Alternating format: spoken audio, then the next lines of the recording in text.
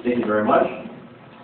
So thanks again, everyone, for getting cozy tonight and coming together for this joint meeting workshop. I think it's pretty exciting to have the Council, Planning Commission, and Economic Development Advisory Committee all together in the same place, talking about a very pertinent topic today, which is the city's economic development strategy.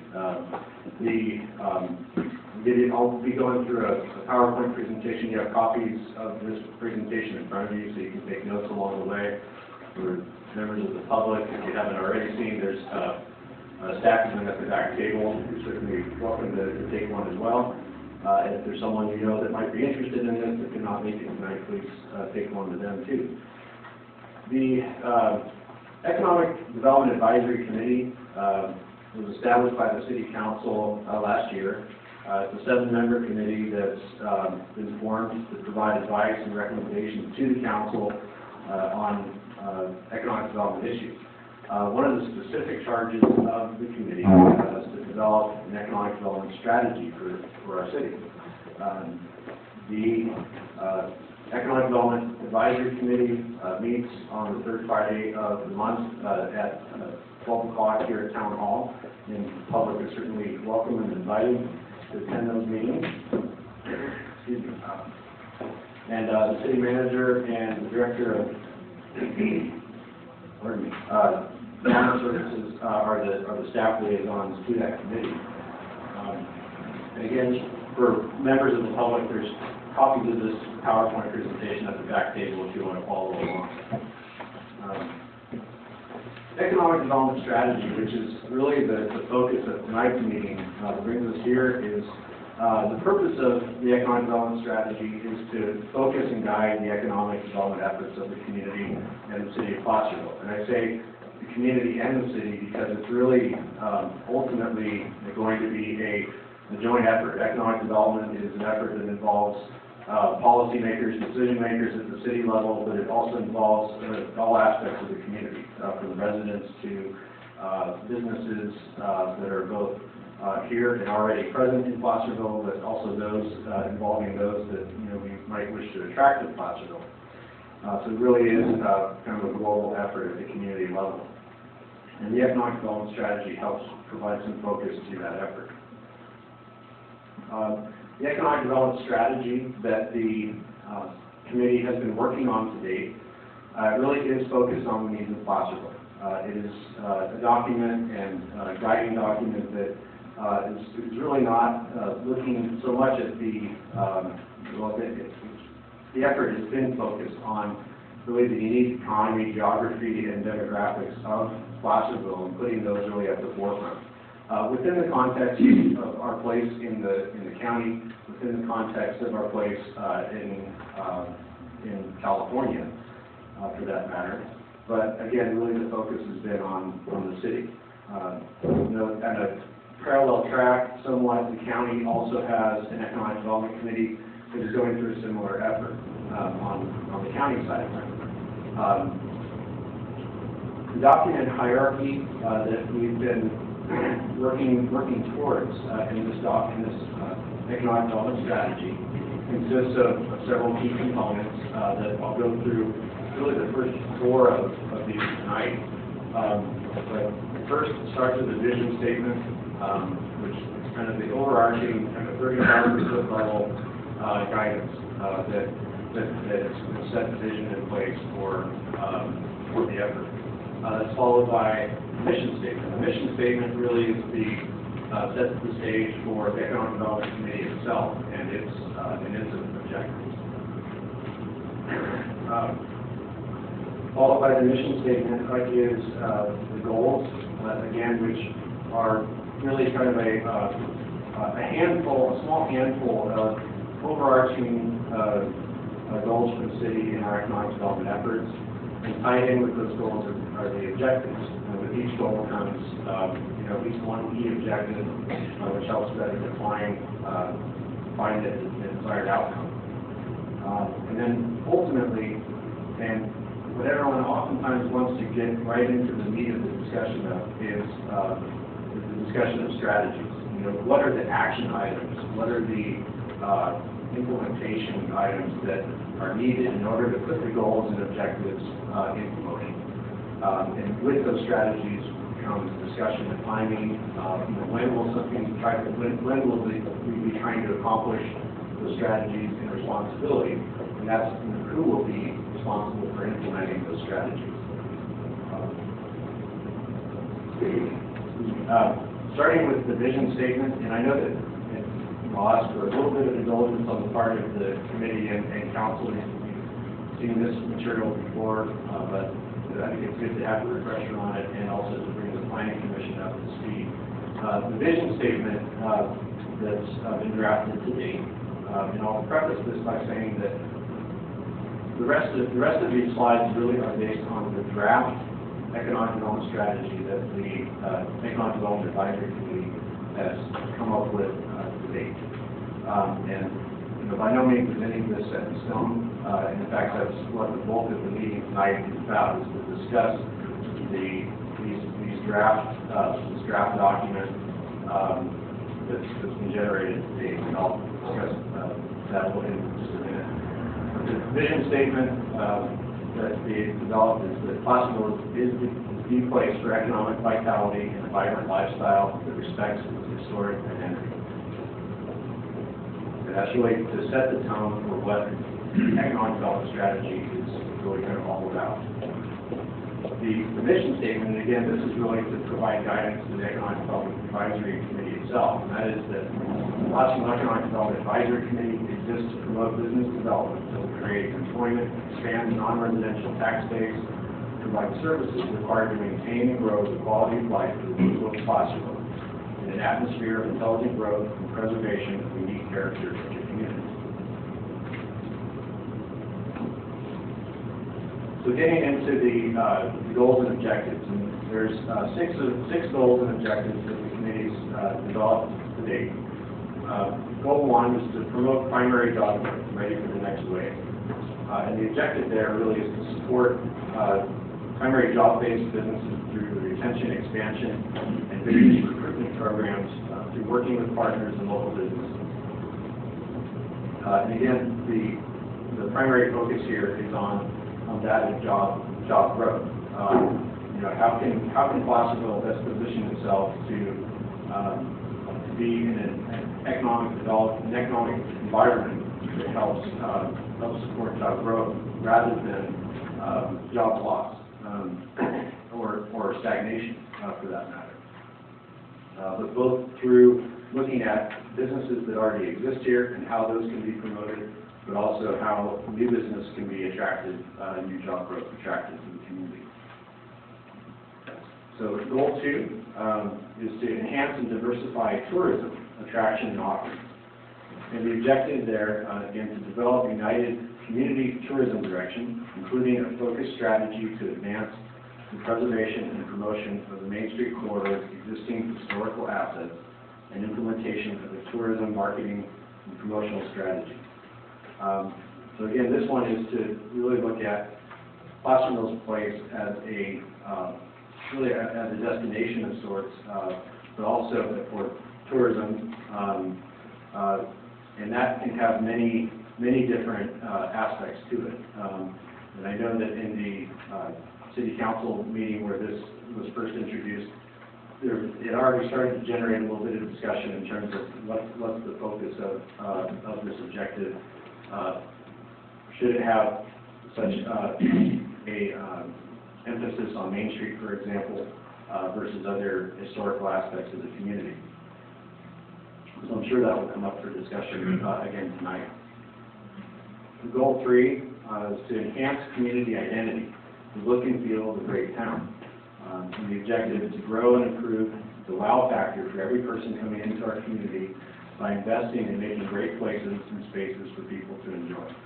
In other words, if it's a wonderful, if it's from a design standpoint, from a development standpoint, from a kind of care and feeding of our existing physical environment and infrastructure, how does Placerville continue and improve upon being a place that people just love to be?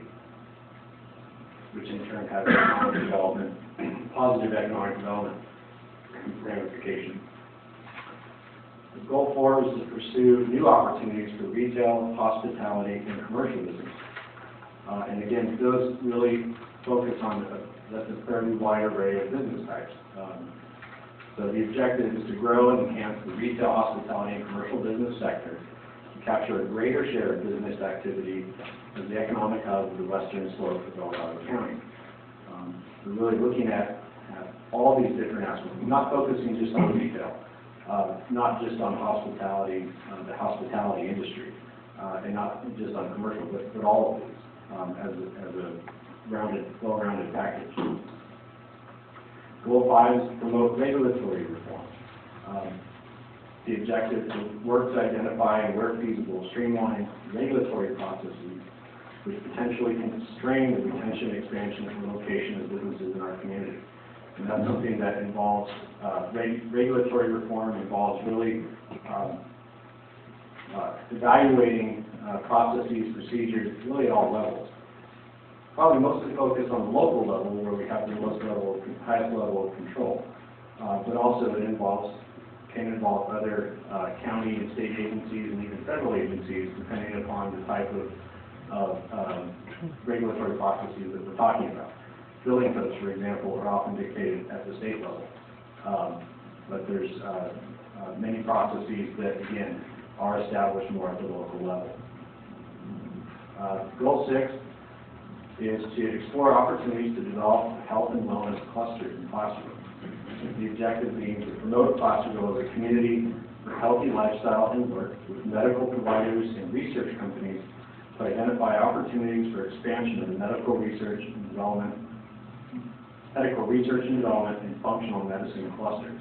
So this is the committee's interest, I think, in really identifying the health industry, not just in the form of traditional medical, the thought of traditional medical offices, but really as a much broader cluster that also includes R&D and lifestyle related businesses for health and wellness, and seeing Placerville as a real potential area for further growth.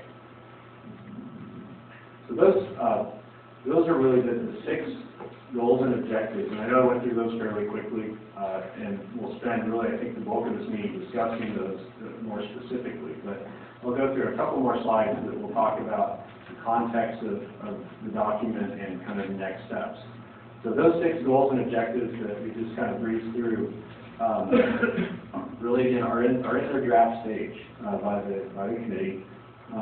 Adjustments and additions to those items that I just went over, including the vision, the mission, and moreover the goals and objectives, are really what bring us here tonight. And that is to the next step of wanting to receive feedback from the City Council, the Planning Commission, the committee members themselves, the public, about those draft goals and objectives, and then to really look for adjustments that might need to be made to those goals and objectives before proceeding on to the next stage. And really the next stage, once the goals and objectives are fairly well solidified, is to, and there may be additional, couch this by saying there may be additional goals and objectives. There's nothing, no rule book that says we're limited to 6, for example, or that we're limited to necessarily one objective for each goal, per se.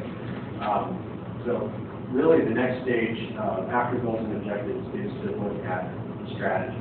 And that's where, once there's some general consensus, and in particular I think City Council direction that the goals and objectives are fairly well defined, then the committee would begin to work on developing strategy. For the purpose tonight, really, again, is to focus on the development of those goals and objectives, and then the strategies themselves. And again, this is the specific action items that would include that timing and responsibility component would come next. Some other considerations in moving forward, and I'm sure these are some of the questions and issues that are on folks' minds, and that some of these items include the hierarchy or ranking of those goals and objectives.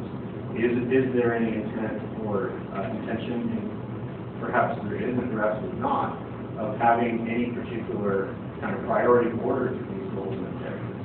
Does one weigh more heavily than the others in terms of the community's interests? Or are they kind of more all of equal weight and desire?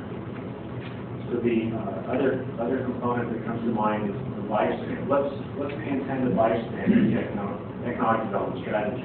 Oftentimes when we at the community level are talking about policy type documents like this, like a general plan, for example, there's oftentimes kind of a time frame associated with it, like a housing element. Housing element, for example, typically has like a 5-year lifespan to it. A general plan might have anywhere from a 20 to 25-year lifespan to it. So that's one question for, I think, the consideration of the group, which doesn't need to be, no conclusions on these issues need to be reached tonight, I don't think, but I wanted to kind of plant the seed of these issues to be further discussed and maybe some initial discussion here tonight. But, one approach to the lifespan of an economic development strategy might be to suggest that there would be, once the document was completed, to have an annual review of the strategies. Again, those implementation items, which are actionable items, which have assignments, responsibilities, whether it's community groups or community members or city commissions or staff with various departments in the city for implementing. There might be, for example, an annual review or update. What's the progress on those strategies? And then perhaps, for example, a 5-year review of the goals and objectives. Less frequent basis, kind of revisiting those goals and objectives and saying, are these goals and objectives still current? Are they still relevant? Should we modify them? Should we add to them? Or have we maybe accomplished one that we sought out to achieve? Another component to be thinking about is that of community outreach. And especially as the Economic Development Committee gets into before they get into the next phases of developing strategies, are there particular goals and objectives that might benefit from community outreach, either from the community at large or particular stakeholders in the community? One suggestion I know that we have been talking about a little bit at the staff level that I thought was a very good suggestion, which is, for example, if there's an interest in pursuing a certain type of development, say a hotel project, for example, then it'd probably be worthy of engaging with members of the hotel development community, whether it's folks who might be pretty savvy with investment in those types of projects and the actual development of them, engaging with them to say, hey, what is it going to take to accomplish this? What should feed into our strategies to accomplish this goal or objective? So that's just a fairly straightforward example, I think. And then finally, implementation. And this really, I think, is where the City Council and in particular the Planning Commission would come into play at various steps. And that's for the economic development strategy. What's the relationship of this document ultimately to other policy documents like the general plan? When the Planning Commission is taking land use development proposals into account, for example, and making decisions on them or recommendations to the City Council, how might the Planning Commission take the economic development strategy into account as they would the general plan or the zoning ordinance? How does the economic development strategy fit into that kind of decision-making process?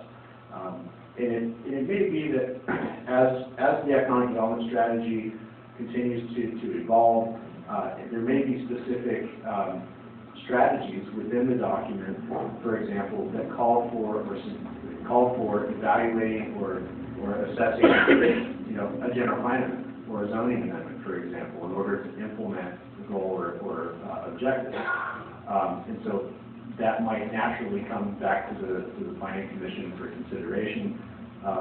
So these are all just items, again, not necessarily to come to resolution to here tonight, but again, just to provide some food for thought as the process proceeds, so that there's a bit of context on our mind. So that's really the conclusion of my overview of the strategy. I know that really the Economic Development Advisory Committee, and I might look to Chair Brown of the committee to see if there's anything he'd like to add in terms of the efforts of the committee to date. You know, I know that they put some very good thought into what they've developed to date and are very interested in feedback here. So, you know, Chair Brown, if you had anything you wanted to add or not, so don't put you on the spot. Now, the committee did work very hard on coming up with these, and starting with the vision statement down, we tried to visualize how Placerville should look in 5 years, 10 years, and down the road, which is where we came up with the start of the strategies and the vision and the mission statement. So everybody really put in a lot of effort on this together. It was really a group effort. It really was. It was a very enjoyable time to debate back and forth to come up with the wording. But I think we're not looking at just an immediate payoff. It is a 5-year, 10-year plan with visualizing how Placerville will be. And I think we all agree that Placerville should be a destination. It should be basically the gateway to the rest of the county. Come to Placerville and go, stay in Placerville, come to Placerville, spend your money in Placerville, and go out and enjoy and come back. And so it's a vision we do. I look forward to your input on this. Because at this time, none of it is set in stone until we have your opinions and all of your discussions, and we're ready to go. So start at the top if you like, and let's work our way down. First of all, I'd like to thank staff for all their time on it, and especially our Economic Development Advisory Committee.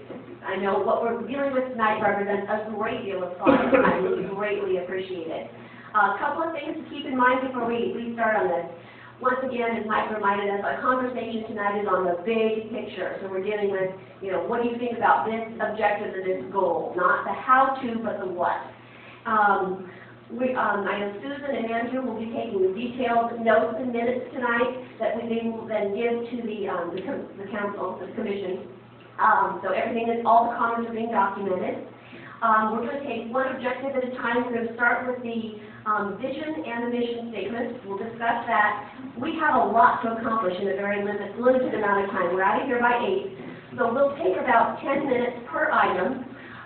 Like everyone, just to be respectful of each other's time, so everyone gets a chance to speak. And I'd like to ask that no side conversations take place, which is distracting, and we want everyone to hear what everyone is saying. So with that, other than that, it's very informal, and feel free to speak up. So let's take like 5 minutes on the vision statement, and then we'll go to the mission statement. So comments on the vision statement.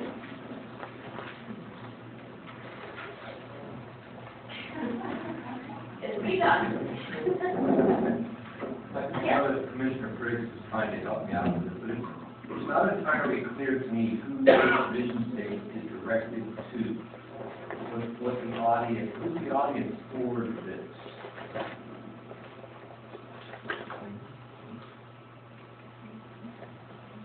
What's your opinion? Yeah, Kris.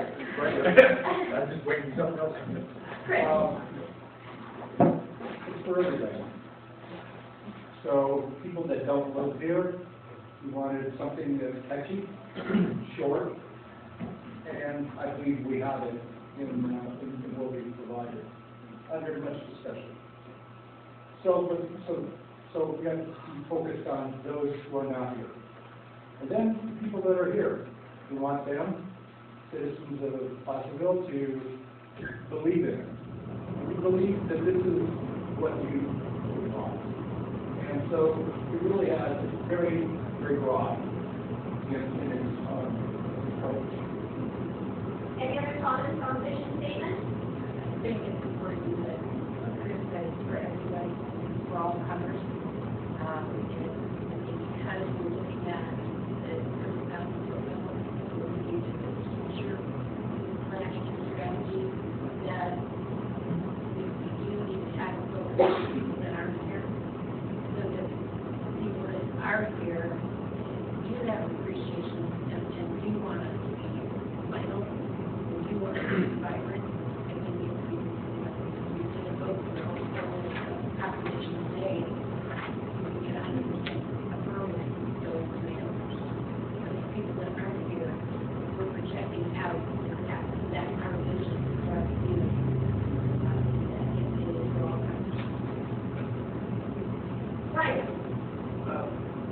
idea to it, and when I think of the vision statement,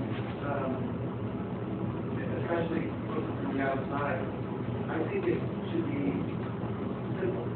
And I was at Waste and Action recently, and I saw their vision statement, their mission statement, and it was an acronym, it was PRIDE, and so P has that section, R has it. I didn't read the whole thing, but I remember PRIDE. So I would think that if you could boil it down some way like that, I think that would be helpful. Right.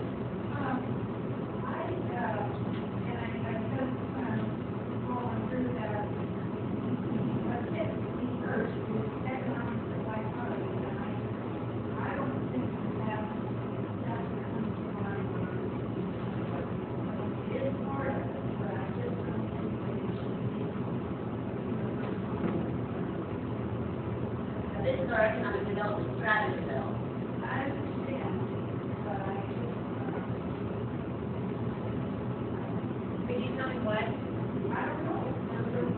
Even that economic vitality is decreasing. And I don't know. I wish you were talking about it. I think That's one line. yeah. My only input on this is that I like it because the vision statement speaks into existence where we want to go. I like historic identity, that's always an integral part of who we are. I would add, we're more than our history though, and the thing that comes out time and time again in our neighborhood, shadows of our community, that people love the small, hometown, rural feel. And that's not necessarily historical, it's part of it. So I think I would add historic and hometown identity. I think that kind of captures who we are. Any other thoughts on this? George? As a general principle, what's actually more important to me than the wordsmithing of the vision and the mission statement, although the content is important, is that all three of these groups here understand this to be our cross-cutting overall blueprint, so that we all have the same understanding when we return to our own points of comfort in our process, that we have this overarching vision and mission that we all agree to share in and allow that to guide our planning, if you will. John? Yeah. I think one of the guiding principles behind this particular vision statement and vision statements in general is that you provide a vessel that anybody can put their imagination into. So you don't want it to be too explicit, because then you bar that from happening. And one of the discussions we had, if I remember correctly, was how do you, and a vision statement is all things relevant. You just sort of, you want to write something that anybody can read and goes, I see myself in there. So, if you say historical identity or historic identity, presumably some people will put into that a homey feel, but they also might put something else that's historically relevant to them. Vitality can mean anything. In fact, I believe we had some different words, and we mixed them around and came up with vitality, because once again, vitality is something that if you're saying, well, what's vital, and every one of you over there would come up with something a little different. That's what guided this. Now, folks make all the decisions, so you can put anything in there you'd like, but, from an economic development sort of perspective, that's kind of what we were thinking. So, and I would suggest to Brian and Mr. Briggs, I'm sorry, we're not good friends yet, Mr. Briggs, if you can't remember your vision statement, it wasn't a very good one. Because well, yes. Yes, but if you don't remember the rest of it, then it's a lack something, because this should grab you and hold you. At least you should have remembered one of the pieces of one of those letters. I wasn't going to read this. Yeah, so that's the whole thing. So anyway, just a little backstory on that. Let's move on to mission statement. Any comments on the mission statement? Yes. No, like I said, we're going to take public comment after, otherwise, take public comment after everything. Cool. And there's plenty of time for that. And just a question in terms of a process. Yes, Michael. In terms of how things might get edited or changed, it's not going to happen here. So there's gonna be a pathway for suggestions to be offered then? Staff is taking detailed notes. Okay. And let me ask the committee, what would be most helpful to you? Because this is for you, you know, to get everyone's input. What would you like to see tonight? I think that a written list of the comments that are made and suggestions that we can take back to our meeting, and then we can discuss again and decide, you know, the consensus on what needs to be maybe readdressed or not, and then we'll go from there. This is your baby, and we're not here to take that away from you, but just to add input, so. With as much specificity as humanly possible. Okay, all right. And all the comments are being detailed. Yes, Kris? I would ask, if we came out here right now and everybody said, this is it, Oh, I mean, it would feel really good to us because we put so much time into it. But if we can't come away with this is it, then more specific, because we have to try to figure out what you really are saying in the words, and that's difficult unless we know what those are, so.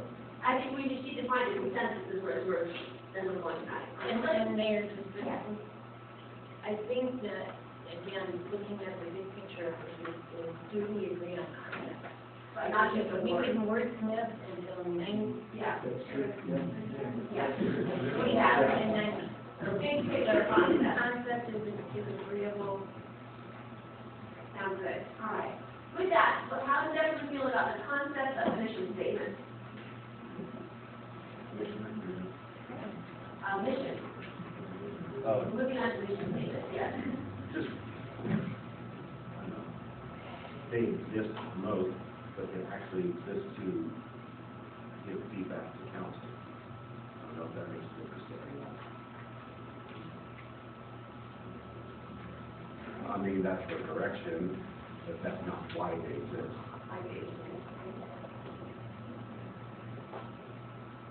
Other comments?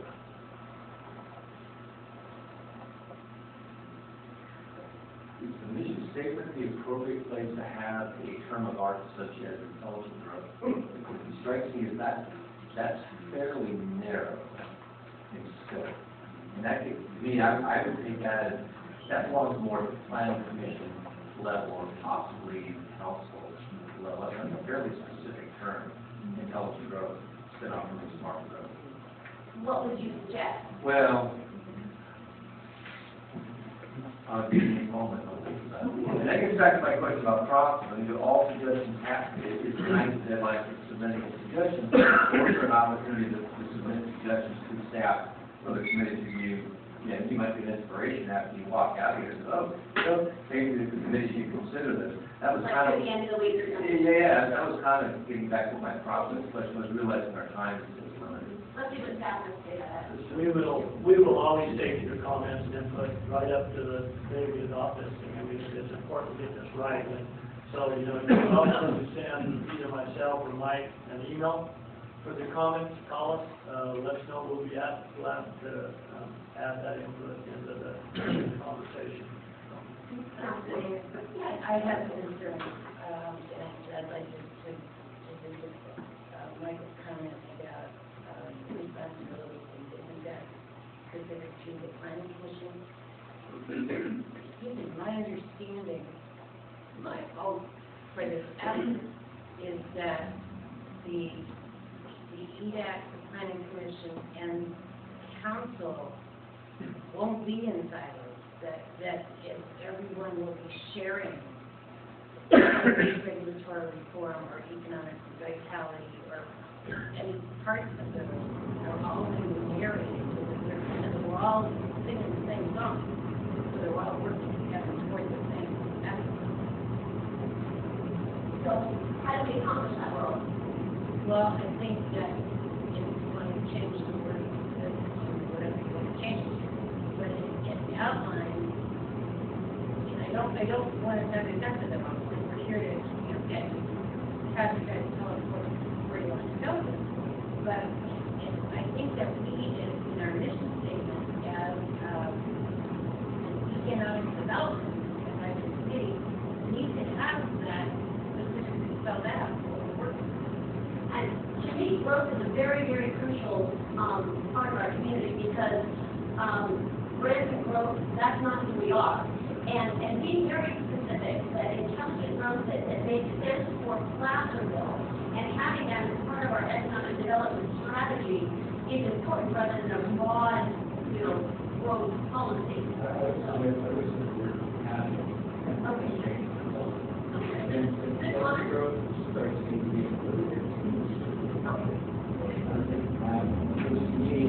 There's a lot of things in a lot of things. But still more of who we are. Yes. And to me, it actually links back to the statement, respect and sort of. Sure. Well, I read it.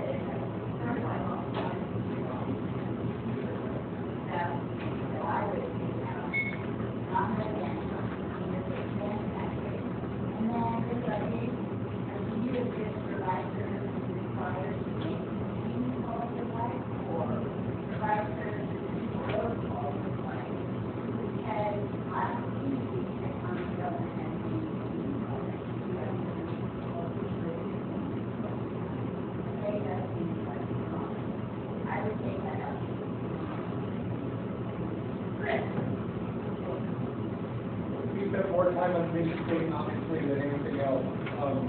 We wordsmith it down.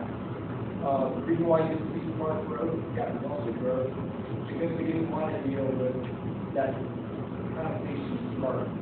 So that's the reason why we wordsmithed it. To maintain or grow the quality of life, but we don't want to backpedal. So essentially, we want to maintain what we've got because we think it's great. So we want to grow beyond that. So we don't want to fall back. That was the reason why you have to maintain and grow the quality of life. So everything in there, it's got some specific reason why it's in there. Non-residential, because we didn't want any confusion. People who worry about their taxes, people with residents, and so that's the reason why we made that specific non-residential. So everything in there has got a purpose. Well, I would support Commissioner Patton's observation,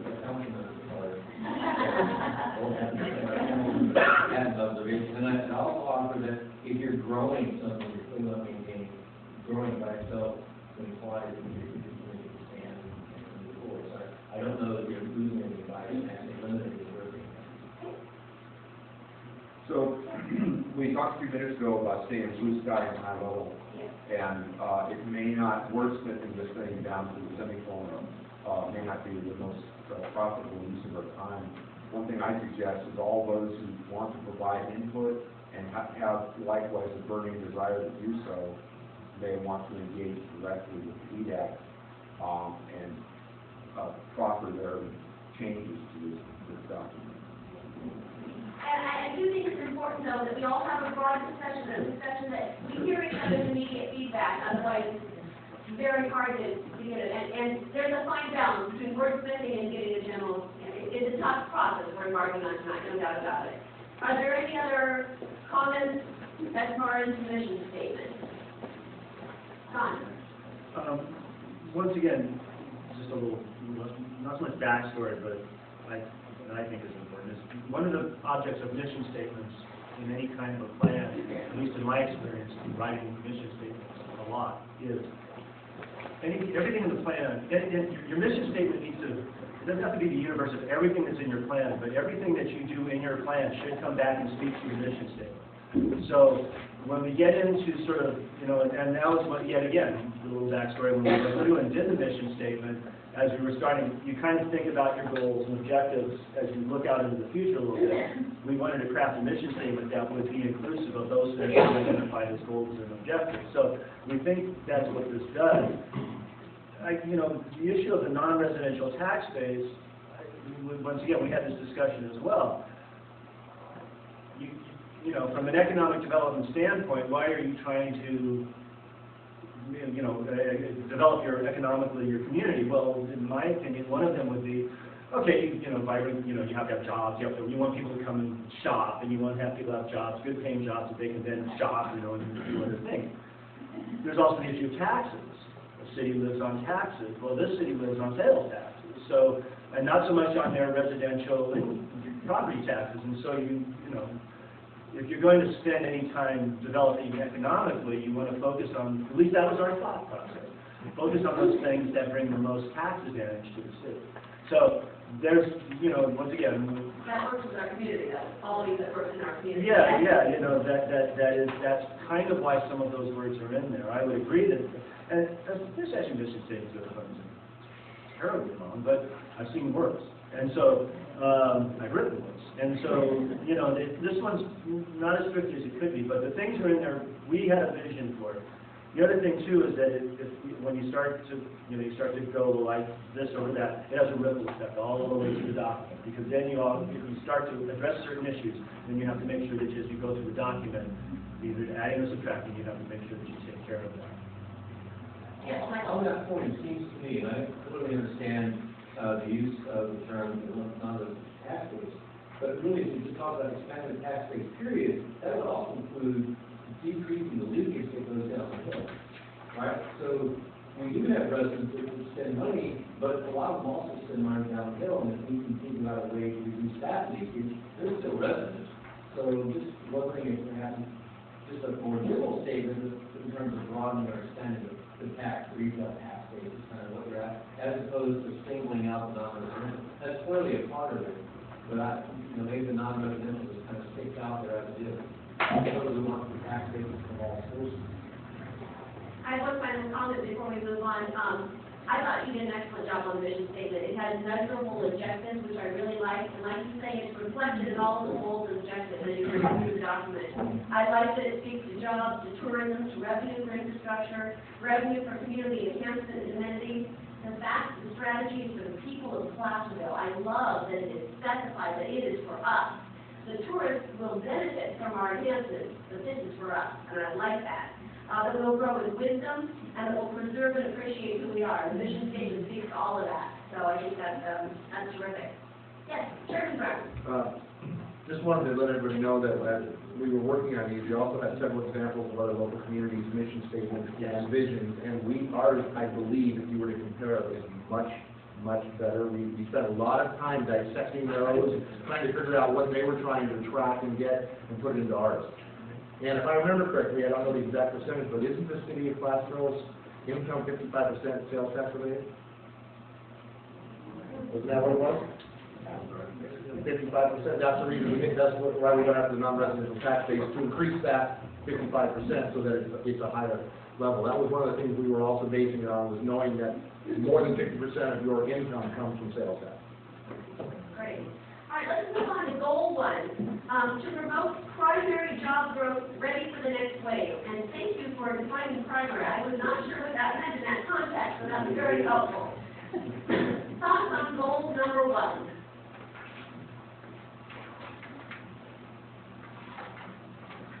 Don't all speak at once.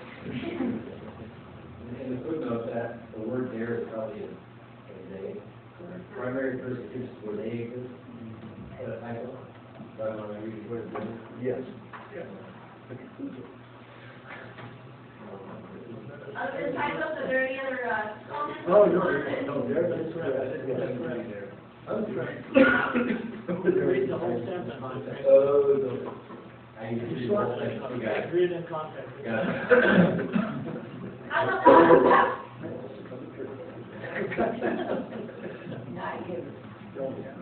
George? What kind of examples do we have, just to kind of stimulate the thinking, what are? Well, yeah, I think I understand that, but, you know, is it local agriculture? Is it bioinformatics, is it gerontology, what are some examples? Now, is that a strategy or is that a big picture? I think that's getting into more strategy.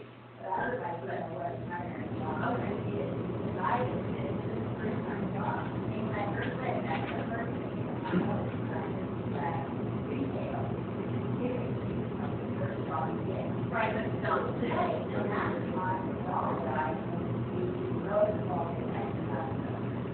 That's why we had the number 1, describing what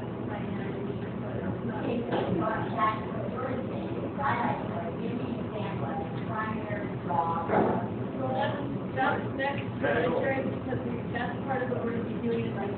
define what the primary job, what areas are. We haven't gotten to that part. Yeah, and that's why I was asking for examples. I can realize which specific is totally outside the conversation. But what is an example of a primary job growth opportunity in this city? Is it something where we already have professional associations or supply chains?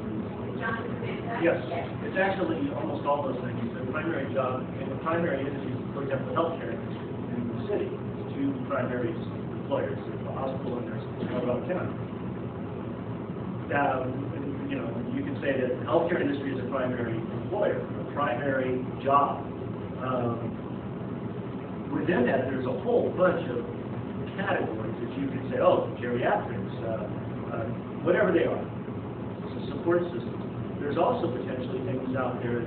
One of the things that came up with a phrase I had never heard of, but we used it, and that was called something medicine, functional medicine, which I was not familiar with. But this was an area that somebody thought, ooh, there's an area for growth. So the industry would be like the primary example, and then there's also striations and pieces. Another one would be tourism. It's a primary industry. Say we want to grow those primary industries. And they're typically ones you already have. But there can also be ones that you want to, you know, attract you. So we want our people. Yeah. Now the road is a primary example. Yeah. And what it is.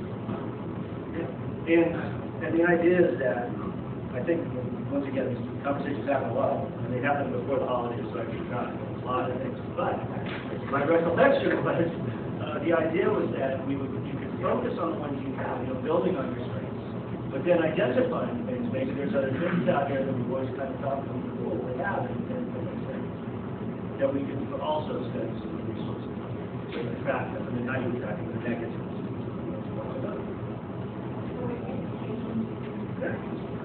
Yeah, it's probably the third biggest employer in the city. You know, after hospital, government.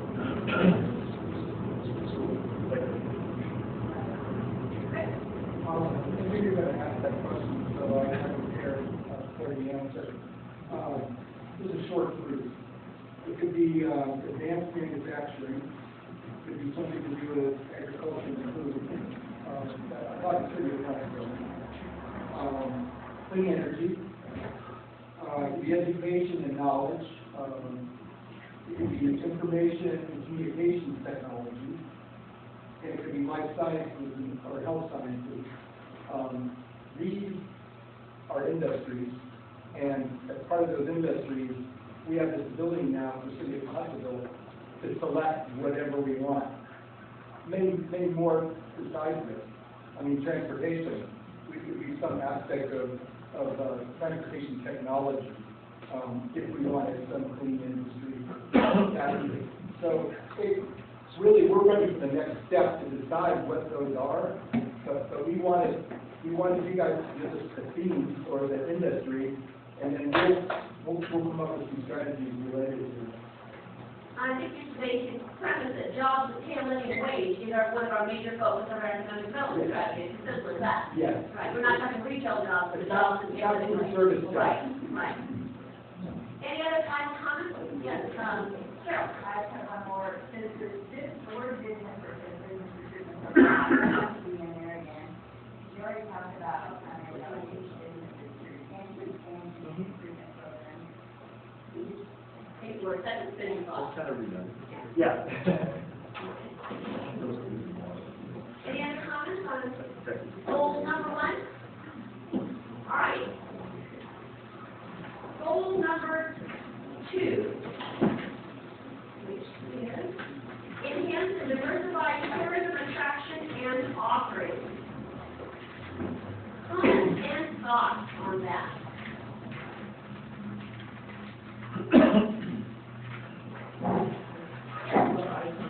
I know that we need additional roads on a tourism basis. One to retain the tourists in the area currently not a location for them to stay. Best Western, which is on Purchase in Placerville, is booked every week. might have a customer that has a fire going, smoke damage, or water damage. Occasionally, we deal with them less, typically they go to Wilkins. So that's where our connections are. And that's just because there just aren't enough adequate space here, and then rent out on a long-term basis. I think it's big tomorrow. And we'll note on this one, there's also some, when we get to goal 4, there's some interties there also with goal 4. Because goal 4 also speaks to hospitality side of things as well. There's interrelationships here between. I know the committee had some discussion early on. When we get to 4, we can talk a little bit about that as well. Yeah, these goals, remember, are not in any particular Yeah, at this point. If you were really going to try to expand on this and you need lodging or some kind of hospitality, well, that's obviously going to be goal. Michael, you have comments? I completely agree with what Councilmember Payne said, right? We go back and watch and continue to bring the hospital, making Placerville a destination, to bring in that non-residential tax base. And if I was going to put one thing at the top of my agenda, that would be to create more opportunity for people to stay, become a place to go to. We could add a lot, and not to be against anything here, but we can diversify and enhance our attractions all we want. But frankly, if it's not convenient for people to stay, we just don't fall for it. And that is goal number 4, to increase hospitality, so I think Yeah. that's important to keep in mind, so that's in there. If the Right. goals are going to be prioritized, so I think maybe that's what Commissioner Frenn. We're not talking priorities right now, though, so let's talk concept first. Yeah, and then we can talk about priorities. So, I just want to emphasize what Laurel said. In 06, the Great Race came through Placerville, and this was determined to be an overnight stay. And we had to go on to Sacramento because there weren't enough rooms. There were over 400 people that would have stayed in this area had we had a proper amount of rooms. The past 2 weekends has been passport weekend for the El Dorado County wineries, and I would say that probably every room is taken, and more people would stay, because if they're going to go to 10, 12 wineries, you don't want to drive back to Sacramento or Roseville or wherever. You want to stay close to the action. And I think if it's going to be at some point you prioritize these things, it has to be more important than one word in objective 4 that says hospitality. It has to be made more important than that. You know, I think I agree with Michael. It's probably one of the most important needs that this area should be working towards. George? An anecdote to add on to what's coming. I was told Saturday that 27 visitors from Florida up here for Patton trying to find one restaurant where they can all be seated together. And the other comment was to amplify, along with lodging, we said we can grow our conference infrastructure. We can get people here in the first instance because it's a very picturesque place to be. We get them back here over and over again once they've seen downtown Placerville, get them thinking about having conferences there.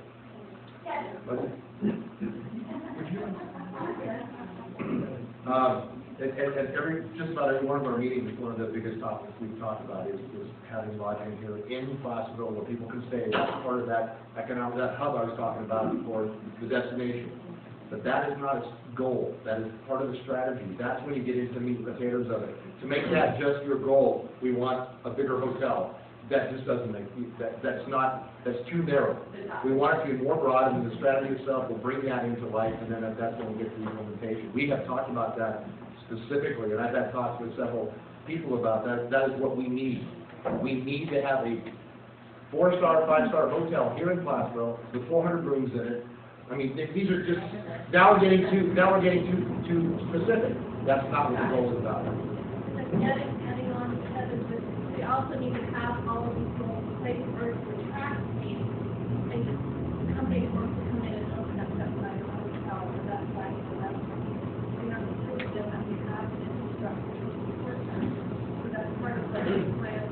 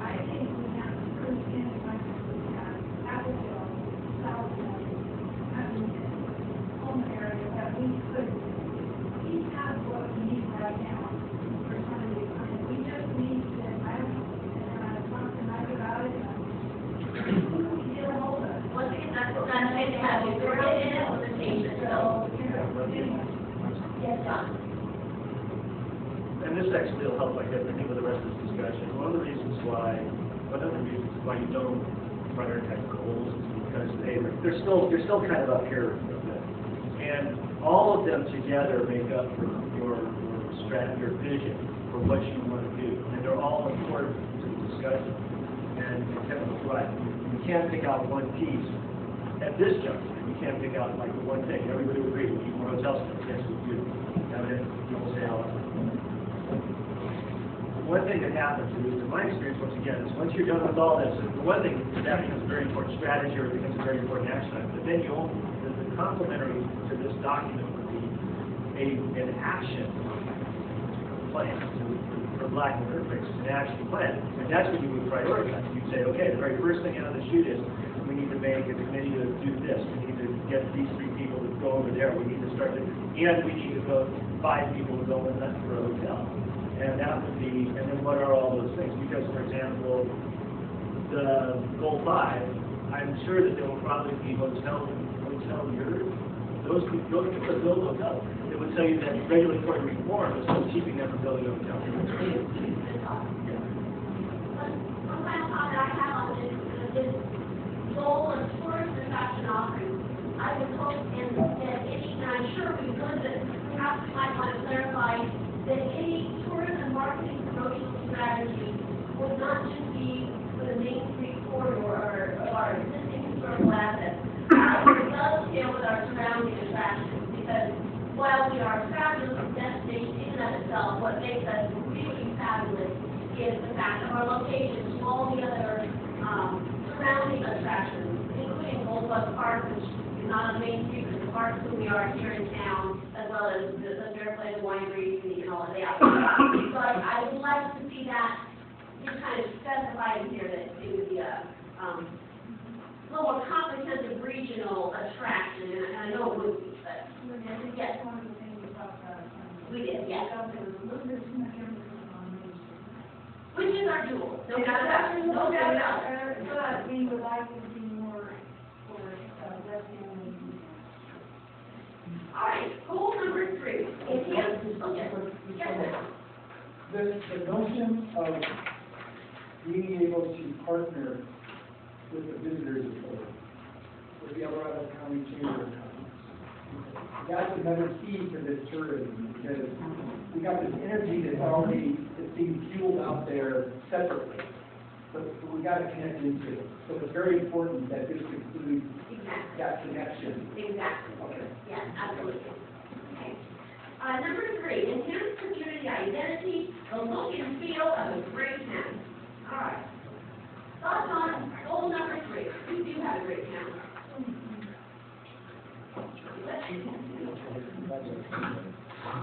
Grow and improve the wow factor. I like that. That's fun. It's user friendly. It's not stuffy. I like that. That kind of encapsulates the anything that you consider wow about our town, whether it's the arts or our history or our walking trails or historical assets. And I like the fact that it's whatever that is to you is there. The Christmas tree, the festival. That's true. That's true. You can't avoid a great time of year. Spaces and places to enjoy. Wendy, along those lines too, and we talked about this in the past, is using Hagen trees. It did start like in a little town, goes down in the west end, and it, to me, and I know this is something a lot of folks on the council before us have worked so hard to try and make come to fruition, and we haven't. And there's so much to be done with that tree. Strategy, yeah, absolutely. Any other thought on the overarching goal? Do we like it? Does it speak to us? My thought, yes, it really is focused on, focused on something that's not here already. And I believe we have a great place here already, but this tells me that we're going to invest in making great places and making space, making something new on Main Street rather than what we already have. So what about that then that we're, is it the making great places? Is that what you object to? Yes, it's awesome. What would you say on that? Enhancing? Yes, we are.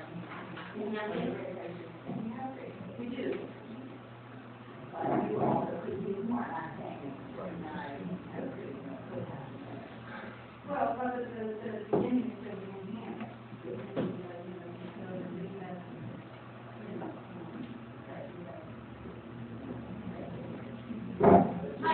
The people know enough about the great Placerville EDAC. We have enough promotion, it's readily available for knows about it. So while he was adding more, it was some promotion. There's new feedback that you want to be other areas. The overall goal of the community identity kind of speaks to what this goal is all about. Good. Any other thought on this one? Okay. Goal number 4. Oh, everyone loves this one. Pursue new opportunities for retail, hospitality, and commercial businesses. Thoughts? Yeah, Mike. So why we're good manufacturers. Well, I think, not to put words in the committee's mouth, but my recollection of the discussion on this is commercial was really intended to be kind of all-encompassing, so that it wasn't leaving anything out necessarily, but it would include, everything from professional services, architects, CPAs, all the way to, small manufacturing businesses, tech businesses, kind of more of a general sense of commercial, I think, is what the committee discussed, and perhaps it requires some more definition. If you're gonna say hospitality and commercial businesses, there's only the word retail. They're all, if you're gonna use commercial, that's all encompassing. Yes. Then make it simple and make it part of the goal, overall margin. Oh, because a lot of people are opposed to certain types of retail business. Especially when they're larger than 2,000 square feet. But seriously, I mean, most people wouldn't today want a big box store, big car from my office, and big five sporting goods store, a big box store that's on really a big box store. I mean, if you go on and on, I mean, if you're gonna, I have the word retail in all. I'd like to dovetail what Carl is saying. I think to have this as it stands as an economic development strategy might be a little scary, because it looks like we are going to pursue commercial, retail, hospitality, and it's for the sake of pursuing it. And that's not what we're going to do, but I think we need to clarify that in our economic development strategy and make sure that anything, that all opportunities that we stipulate would add to the charm and reflect the character of our community. Something in there to that effect, that we're not pursuing commercial business for the sake of doing that, but that what we pursue works within a context of who we are as a community. Well, that's the word we have. That was a great word. That's exactly. Exactly. Not everything does fit. Don't be a great example of that. Exactly. So that's really nice. Exactly.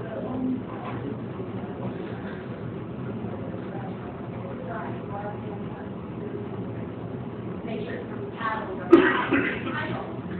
I'd like to see a healthy diversification of these different sectors of the commercial, store non-stuff, but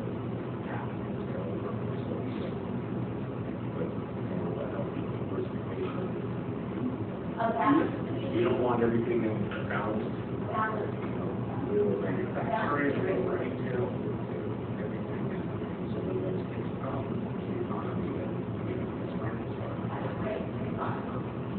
Yes. I would suggest and then just describe all the things that are commercial. One of the reasons why this is the way it is because we have the same discussion. What do people like? They not to sound cynical, people in Placerville want to buy anything they want, but they don't want the stores to be anywhere near them. And that's kind of the mentality. They want to be able to buy anything they want nearby. At a low cost, but they don't want it to be anywhere near them. And so it's oh, I know, but I'm just saying it's kind of the mantra. And so rather than sit there and try to define that mental process, the idea was, from an economic development standpoint, you will pursue all sorts of things over time. And at this juncture, it's really hard to know exactly what was going on. 15 years ago, if you just said there's going to be a Home Depot at Henningson's old spot there, people would look at you and thought you were nuts. There's one there now. And a lot of people have said that's totally incompatible with the town.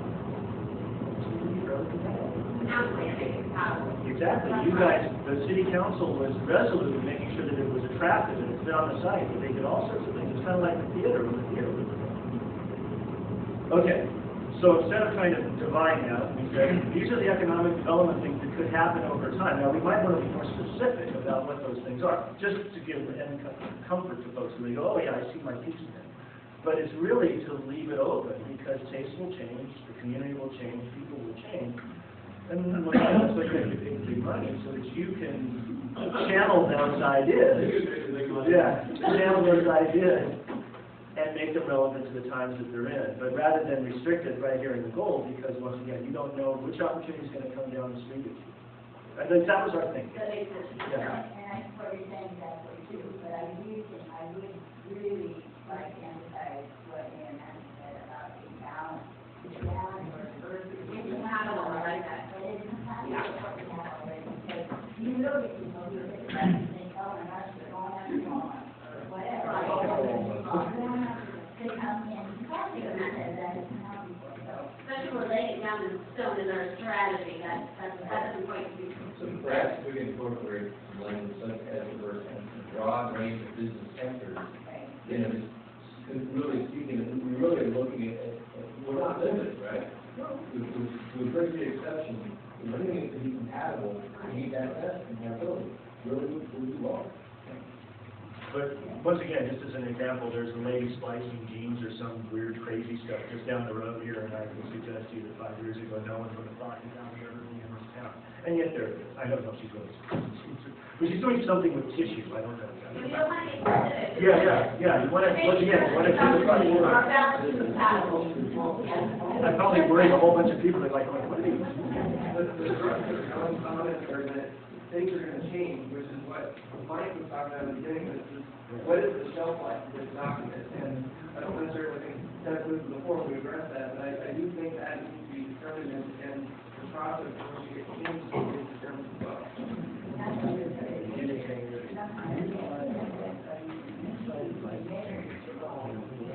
And have a regular review of this document, absolutely. Okay.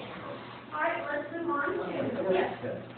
I just want to make sure that the Economic Development Advisory Committee members get their comments in. Oh, absolutely. That's why I'm waiting for you. I've been hanging with county in their economic development process. They just changed their name to community and Economic Development Advisory Committee. What that taught me was that the city of Placerville does it believe that they are the best in the county. Economic hub of western slope of Eldorado County. It's the best. Because you're competing with others in the county right now. Day to day. It's the same thing. And so I would say, rather than being compatible, I'm looking for vision, I'm looking for something that makes it even better than this. Well, what's better? Better different things. But that's, we really haven't got to that point yet. We want to be able to go forward from tonight with everybody in agreement, general agreement.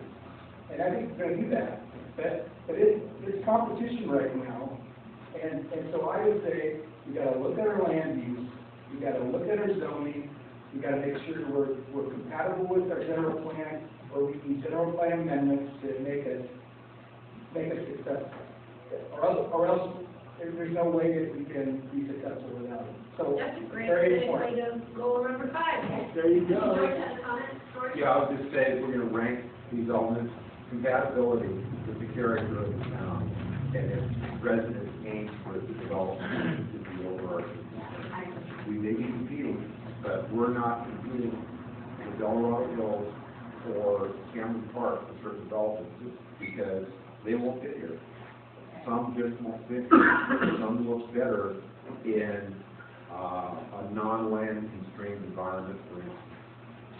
So it has to be class, it has to identify with Placerville first. And I'd like to just piggyback on that, though. I sure understand what you're saying, Kris.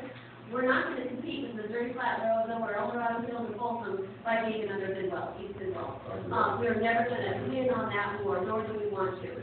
How we win on the economic, being the economic hub of Western Slope, is that we kill it with charming character. And we can do it. We can do it. Kill it with charming character. You put that in there? That should be on the sign under name tag. I love it. Well, I was just gonna say, I also attending the same meeting and it's like that. And the whole thing is compatibility. I mean, we just realized we made a drastic error and everybody's trying to do their own thing and fighting each other and we've gotten nowhere.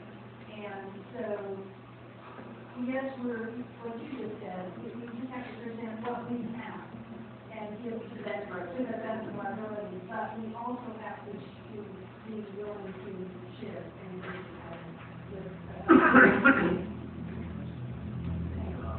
All right. Let's move on to objective number 5. We'll use Placerville. Promote regulatory reform.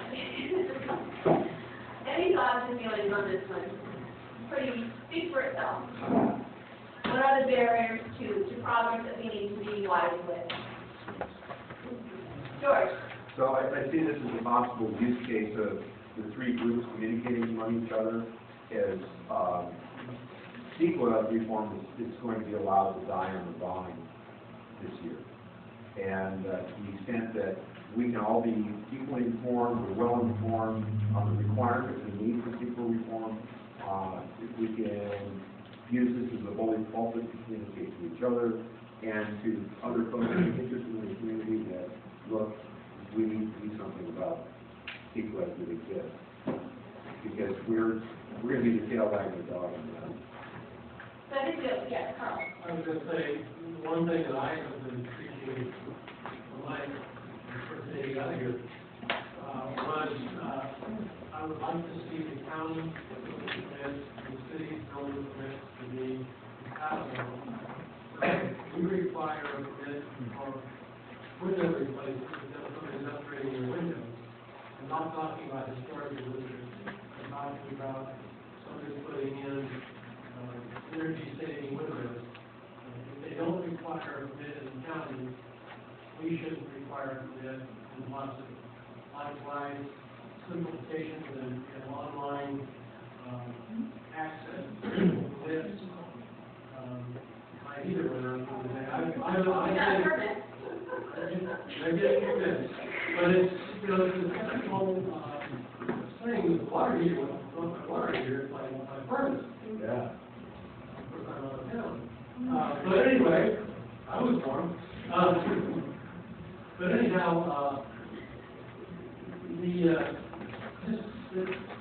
same. In other words, the fees don't have to be exactly the same, but simplification so that they can be either access online, fill out the simple thing. I mean, why should the contractor be able to fill out the form online and say, we're doing a job at this, so what do you need to see besides the simple heater symptoms, it'll include these items, boom, Title 24, whatever. You know, it's got to be simple for people to use. I agree with that. We need to be on a close par with the county, not too high or low on either one. And that can be everything from water and sewer rates too. People say, we want to annex you. So we have to analyze every impact dollar-wise if somebody would choose here versus $1,000. So the goal of promoting regulatory reform is a strong one.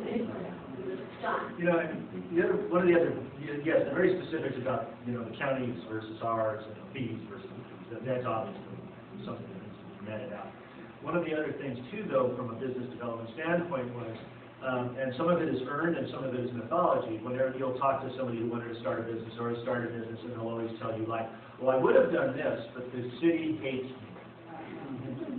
And maybe the city does hate that person, I have no idea, but you can't do anything with that. So one of the reasons, one of the kind of the pieces of this puzzle was to say, let's go find myth and fact. Let's find out where the city is in fact not doing a very good job in terms of its outreach to businesses that come in, how they receive people that want to start a business, how they deal with a person who wants to start a business or change their business or whatever it is, to make sure that we know that. Because some of it is probably well earned. And some of it isn't. And you also want to be fair to the folks that run your city and say, yeah, that's not really that person's problem, not the city's problem, and the county or whatever. But so that was kind of one of the other driving forces behind having sort of an omnibus. That would be something that, and that is something that is, you can just do by chatting with folks and really look at that stuff. And I'd like to add that in the process of regulatory reform, boots on the ground regulatory reform, does to some extent require culture. And that culture changes for people working their way to it. Yes. So that's the attitude. How do we get to that?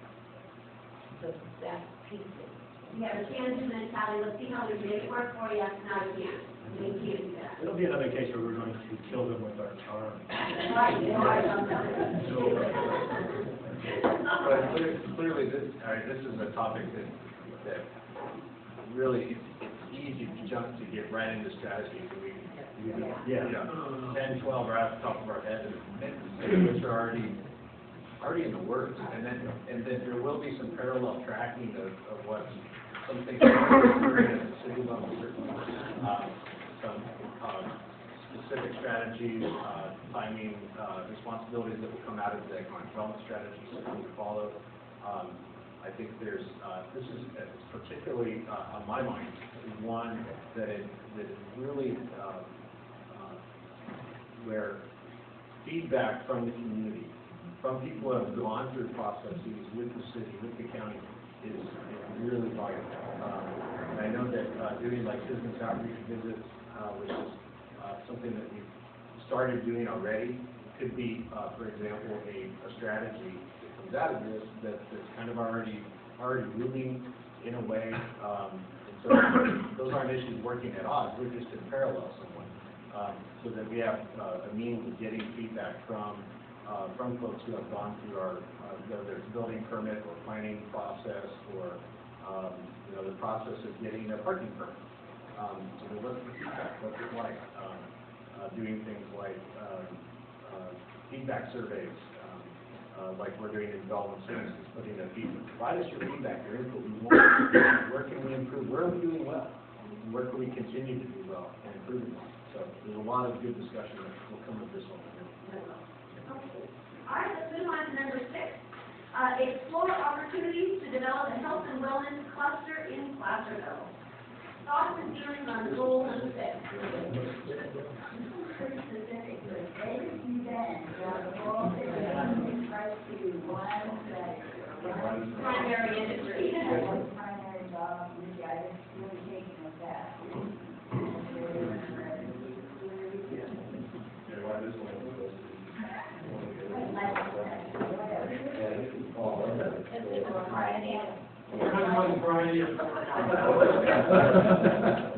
No, we don't need it.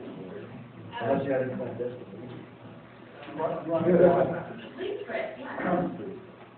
When we got into the broader perspective of Placerville, it was like low-hanging fruit. We knew that there were some goals, if we set these goals, we knew we could get those goals met. And in this particular one, we haven't spent the time to go through all the industries that potentially are there for us. But we knew that this one was really valuable. I think if you look at that as a placeholder to a broader language, and then recognize that this is going to be one definitely one of the objectives. I think that you could understand that our mental thoughts on it. Because when you read the objective, it really says, I mean, it is still specific to health and wellness, but it really has a broad perspective on what the attraction that we're looking at is. Because when we had long discussions about the clusters for health and wellness that already exist in the community, and being able to unify that so that it can grow. I've heard, yeah, go ahead. What is the functional medical? Functional medicine, please.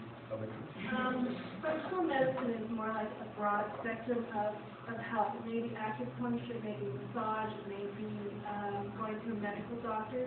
And there's several medical doctors that actually open up these facilities in our county. It's not you just go to the doctor, you know, give you an antibiotic, and they say, okay, well, I'm recommending that you go get acupuncture, and, you know, so it's like a whole program instead of just one aspect of the health center. It just really seems to me along responsibility. I absolutely agree. I think you need it to be good for us. Yeah, everything has value, but it just belongs to the And I agree. I would agree with that. The only reason that the hospital was taken out, as opposed to some other industries, is that ag tourism is a great industry, but it's not really centered in Placerville. People come to Placerville because of the ag business, but they go to Apple Hill or they go to the South County. They may come back here if they have a hotel to stay, but they don't.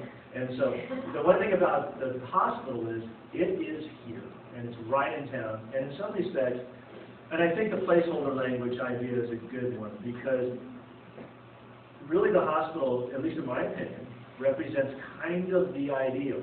It is, pays well, it's been stable, it brings a diverse group of people in there, and it's a diverse breadth of jobs. It has everywhere from very highly skilled doctors and nurses and all of it, down to people that serve food and clean up the rooms and do all that stuff. So it has this broad spectrum of jobs and stuff. And then all the ancillary things that build in behind it, which is significant. And that's one of the reasons why I got it kind of pulled out. I can understand though, it's sort of like, well, why that and not something else? And that's legitimate. And if you wanted to put it somewhere else, that would be okay. I don't think that that's necessarily a problem. Senate Express came and spoke to us. And we recognize the reason why we wanted them to come is because this ancillary, this kind of broad perspective, we wanted to see how companies could fit that. And here we have one right in the city of Placerville. Perfect fit, good relationship with Marshall Hospital. And so there's more. We know that there's more, and we want to bring those in. George. I just, you know, there's probably no other industry other than medical care that can describe this, you know, the spectrum of income levels and pulling in ancillary services. That said, I think this is also great framework language for the town to think opportunistically about other things. You know, let's say the city of Placerville will pursue polyphasic ion implementation for better solar cells, or whatever it is. But you've got a very nice framework here. What? Yeah. That's energizing. I agree with Carol that technically probably it should fit the role. However, we have a thriving independent hospital that's in the middle of transition that is a catalyst for economic development. And so to highlight it as a specific goal and objective, like Kris said, it's low-hanging fruit. It's now they're in the middle of an exciting transition, and for us to recognize and partner with them on that is very, very beneficial for us. So rather than having it as a separate, you know, strategy, I kind of like the specific goals that we pursue very diligently.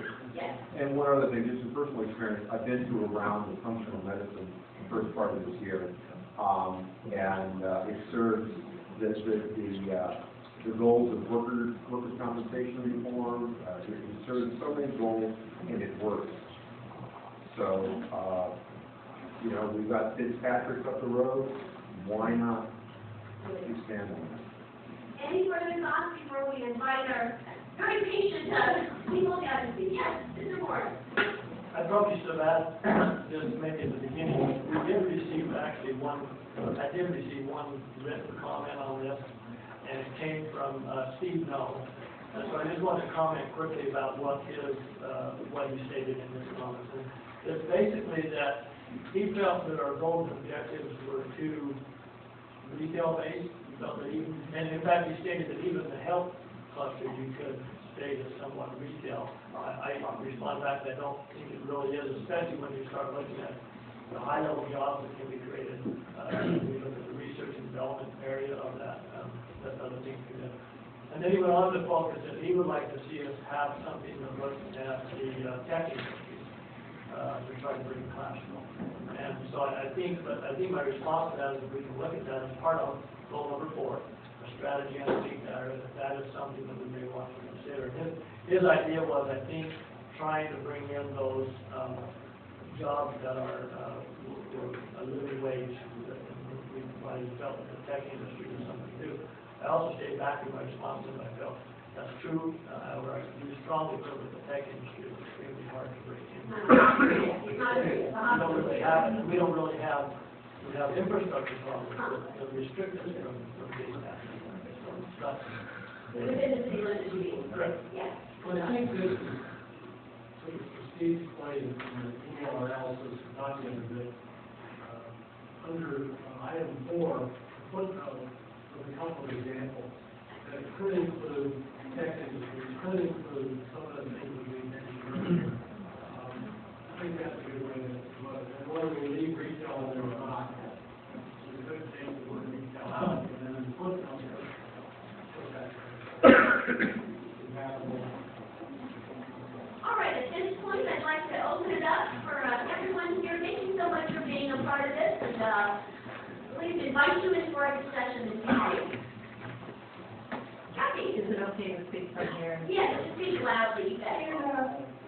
Oh, okay. Stand up. I don't have to stand up. I can talk now.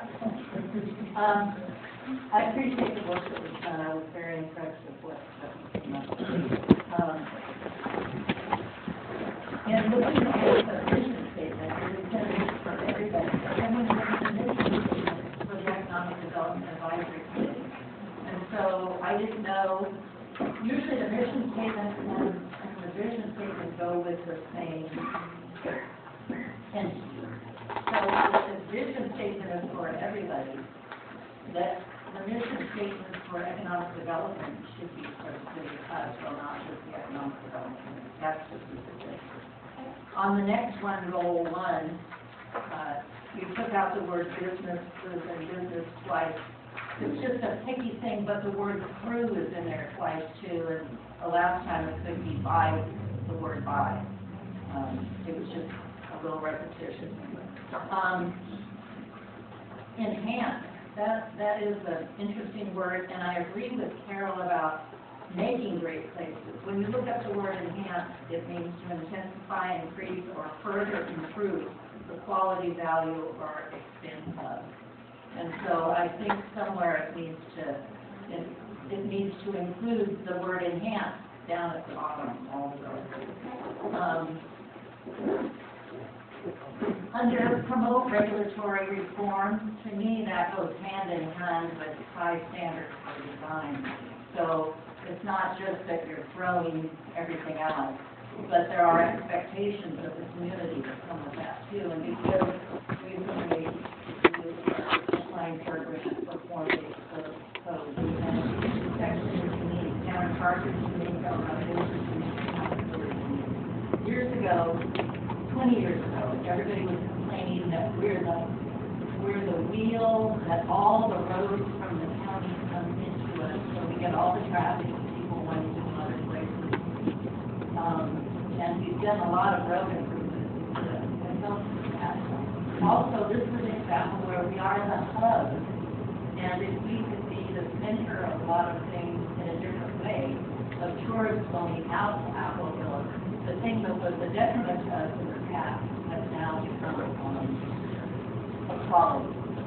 That if people can stay here and can go to different places in the county and have this be our home base. That's a great job. Actually, since the air conditioner's going on, if anyone else would like to speak to that, I'd like to ask you to come to the microphone, we can all hear very well over the loud air conditioner. Thank you, Jackie, nice to see you comment.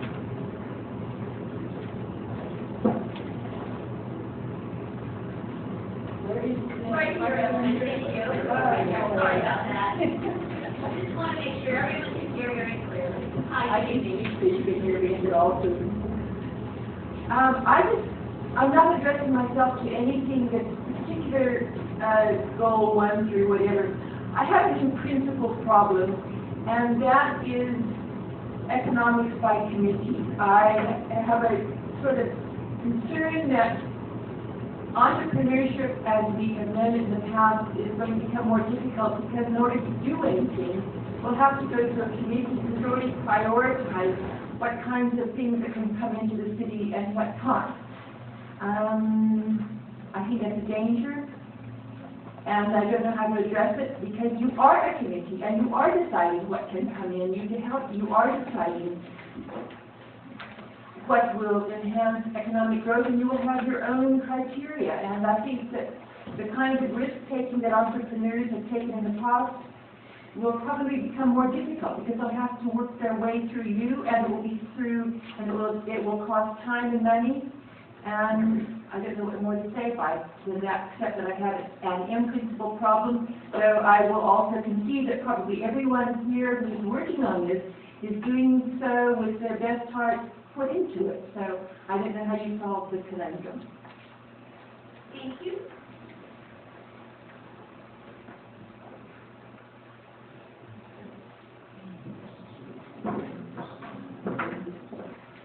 Hi, Dan.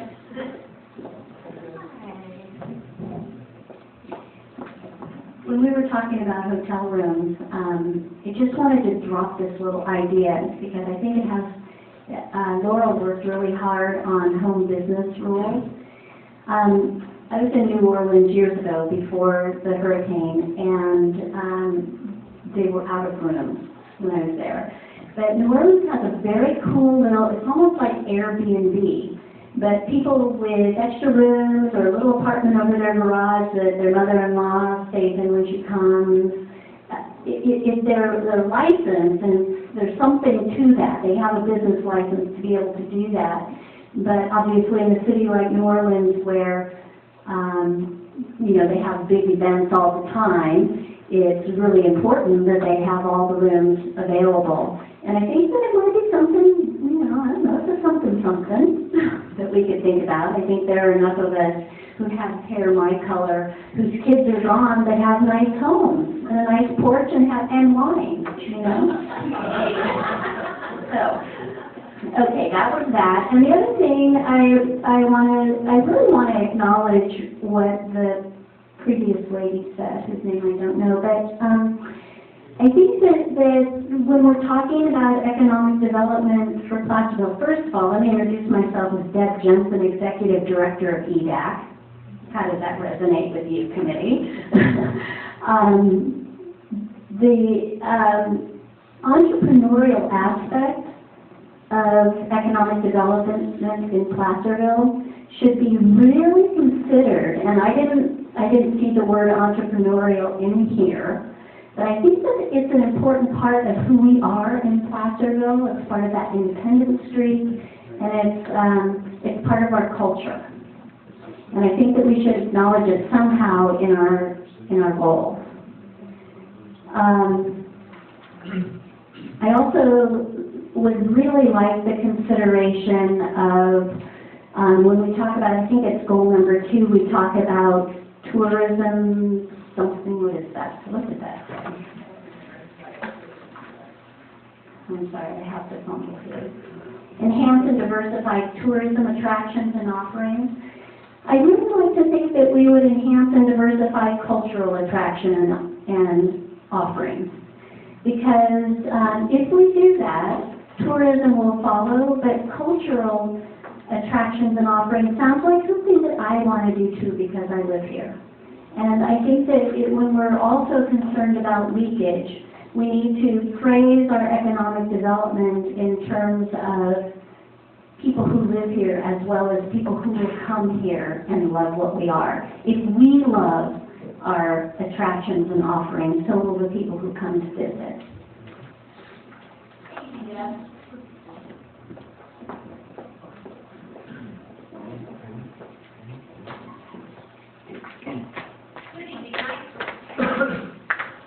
Hi, everybody. I'm Mike Kobus, property owner, business owner in Placerville. On goal number 2, first off, I really agree with what Deb said. It kind of ties in with what I'm about to say here. But one thing that I do think we kind of lack on this is kind of a cultural atmosphere. Basically, what I'm trying to say is, the Chamber of Commerce, Visitors Authority, the winery groups, we do a fantastic job of bringing people into this county through tourism. I think it's marvelous. This last weekend, Passport Weekend, I live right up there. There's all kinds of people up there, Apple Hill. All of our rafting, everything, skiing. But what we don't do a good job of is keeping our residents here in the county. They seem to all go somewhere else to shop, to work, and that's just on goals and objectives. I don't know if it really fits in there with, the tourism and stuff. Like I said, I think we do a real good job of doing that, but we don't keep our people here. And that really bothers me. Okay, the next one, goal number 3, enhance community identity, the look and feel of a great town. This may be more ground level stuff and, not really goals and objectives. But one thing that a couple of groups that I've been involved in is we've been tossing around the idea, and I know I've talked with Mayor Mattson about this, about using some of our, historical artifacts, the big mining equipment, and instead of it being stored over at the museum at the fairground, we could work with the county and work with the museum and spread them out throughout town. Up in South Lake Tahoe, in the last couple of years, they put those big giant bicycles up there. I don't know if you guys have seen them, but they're kind of cool. They're attractive. And I know if you go to Auburn, they've got a lot of, old mining equipment and old, just stuff that's sitting there. It's rusty, but it's history. Do something like that, and our whole town is history. And the one thing on number 4, pursue new opportunities for retail, hospitality, and commercial businesses. I think Kathy Lishman kind of nailed something right there about Placerville being the hub of the spoke. And I totally agree with you, and that's what I've been thinking and saying for a long time. If you ever notice, I remember talking with the county economic development director several years ago and talking about bringing businesses in and retention into Placerville. Well, they go by these demographics. They're like Trader Joe's. Trader Joe's wants 50,000 people within a 5-mile radius or something like that, But Placerville is different. Everybody's coming from Pollock Pines and South County and Swansboro. And so I would encourage you guys, maybe one of these goals is to try and come up with, an economic advisory position, somebody that does that. And I know Laurel does real good with that, and I know there are folks at the city that do that. But if we had somebody that could go and talk to a retail business that was thinking of coming here and explaining to them using, say, the Buxton report, and explain the demographics of how Placerville works, that we're an island or we're the hub, and people come from more than 5 miles away. It's, 11 miles, 12 miles up to Pollock Pines. So, anyhow, that's just one thing. And then, just another thing on the promote regulatory reform. It's just my own opinion or feeling on this. When I was redoing my building, which was, about 12 years ago, I'll tell you, the city and staff were fantastic. Every time I had an issue, I would go and talk with them, and they bent over backwards to help me. But it seemed, I don't know, over the last 7 or 8 years that there seemed to be an attitude shift at the city level, and more of a regulatory, we're the enforcers, you've got to do this, you've got to do this, you've got to do this, and it just, from talking to people, and I had a few meetings with some of the city staff, and some of their comments, to be honest with you, it was like they had the clothes sign out, and one comment I made to them was, you guys, you need to be open. When a contractor comes in, it's not a bother to you, okay?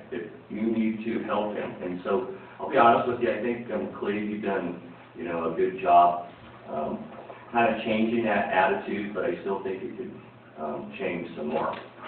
And then the other thing on explore opportunities to develop health and wellness clusters in Placerville, I think just they turned the Midtown Mall into a big pot dispensary over there. So.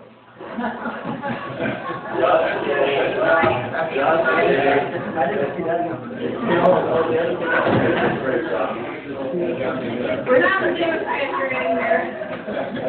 They're not going to turn the Midtown Mall into a pot dispensary. I know that's on the ground level, Oh, okay. Are there any other comments?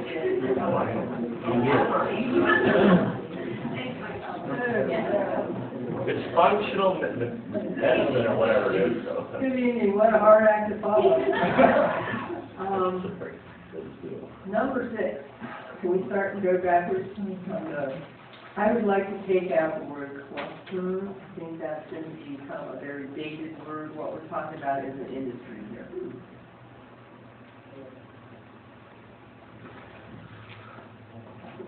And so all these cluster things that we've got in here, I think that's a dated word, it's a techie word, it's in vogue right now, but it's kind of meaningless.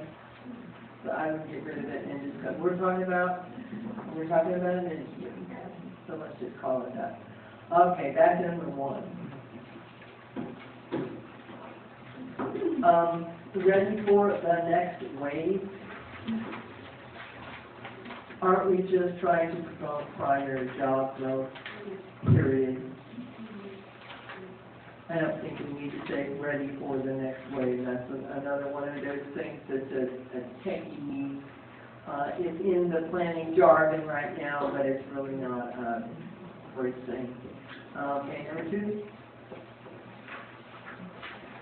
This one, I think, is to stand on its own, and we definitely need to put in the idea that we are advancing the preservation and promotion of Placerville, existing historical assets, and other assets in the county that are connected to Placerville. Regional. This is where the Apple Hill, the Corona, the other things that people can do from a Placerville needs to be in there instead of just saying Main Street. Yes, Main Street is a great historical asset. It also includes those other things. Okay, number 3. Okay, this one I think is a great idea. I think one of the things that we need to do for the look and feel of a great town is to have walkable town. I think we need to put some emphasis in there that a great town is also a walkable town. So that the great spaces and places are not seen as you drive by, but they are things that you can actually get out of the car and enjoy. They are important. I agree with take out retail. We're looking for pursuing new opportunities for business in Placerville. Yes, we already addressed hospitality, key objective. That's one. Yeah, we need that one. We need the other businesses as well. So calling it just to be retail, hospitality, and commercial, that really what we're looking for is commercial business. Retail is a commercial business. Hospitality is a commercial business. Tech industry is a commercial business. The stem cell research is a commercial business. That's a technical business that is already here in Placerville. So I would take out resale, on selling, and just say commercial businesses. Okay, on? I didn't have other conditions, so that's, take out retail, hospitality, And just say, pursuing new opportunities for commercial business. They all fit into the commercial business. And then for regulatory reform, this one reads pretty well, actually. And you might want to put in here something about looking at consistency with, so we're consistent with, and maybe not even just this county, but consistency across the region, so that if somebody wants to come to Placerville, they know they'll have about the same amount of regulation and permits together as they would in Folsom, in Sacramento, in El Dorado Hills, and in Placerville. And those are my comments. And I think you guys have done a very good job. This is very good stuff. Thank you, Jim. Appreciate it.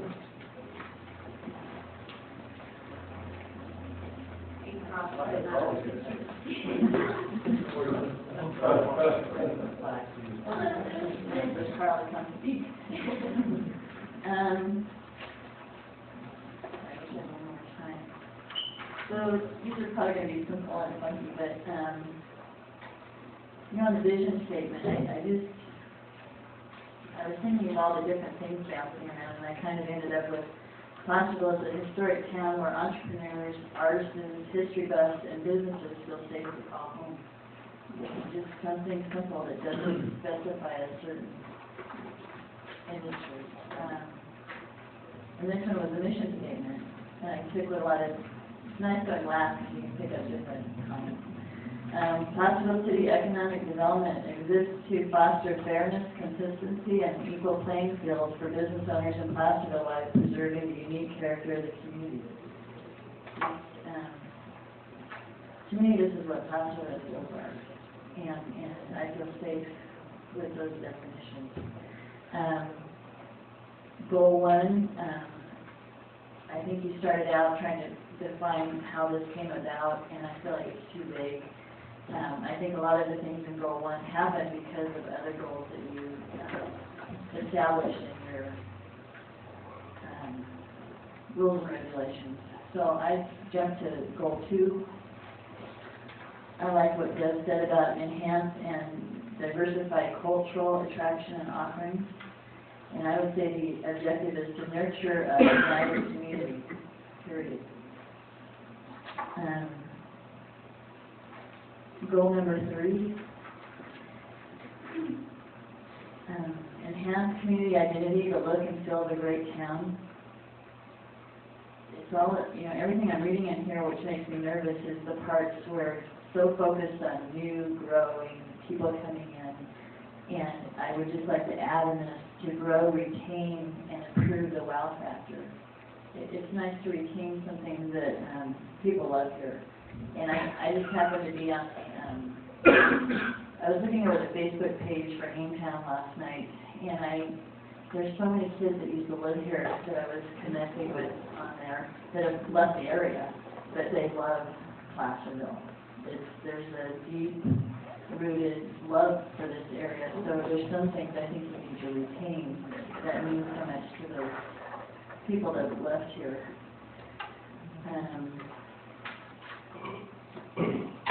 Number 4, and I'm changing some of these. It bothers me when the city actively engages in certain activities. So instead of pursuing, I put encourage. So I'd say encourage new opportunities that are compatible with existing businesses. Then the objective is to support new businesses that grow and enhance you mentioned industrial, hospitality, and commercial businesses that identify with Placerville.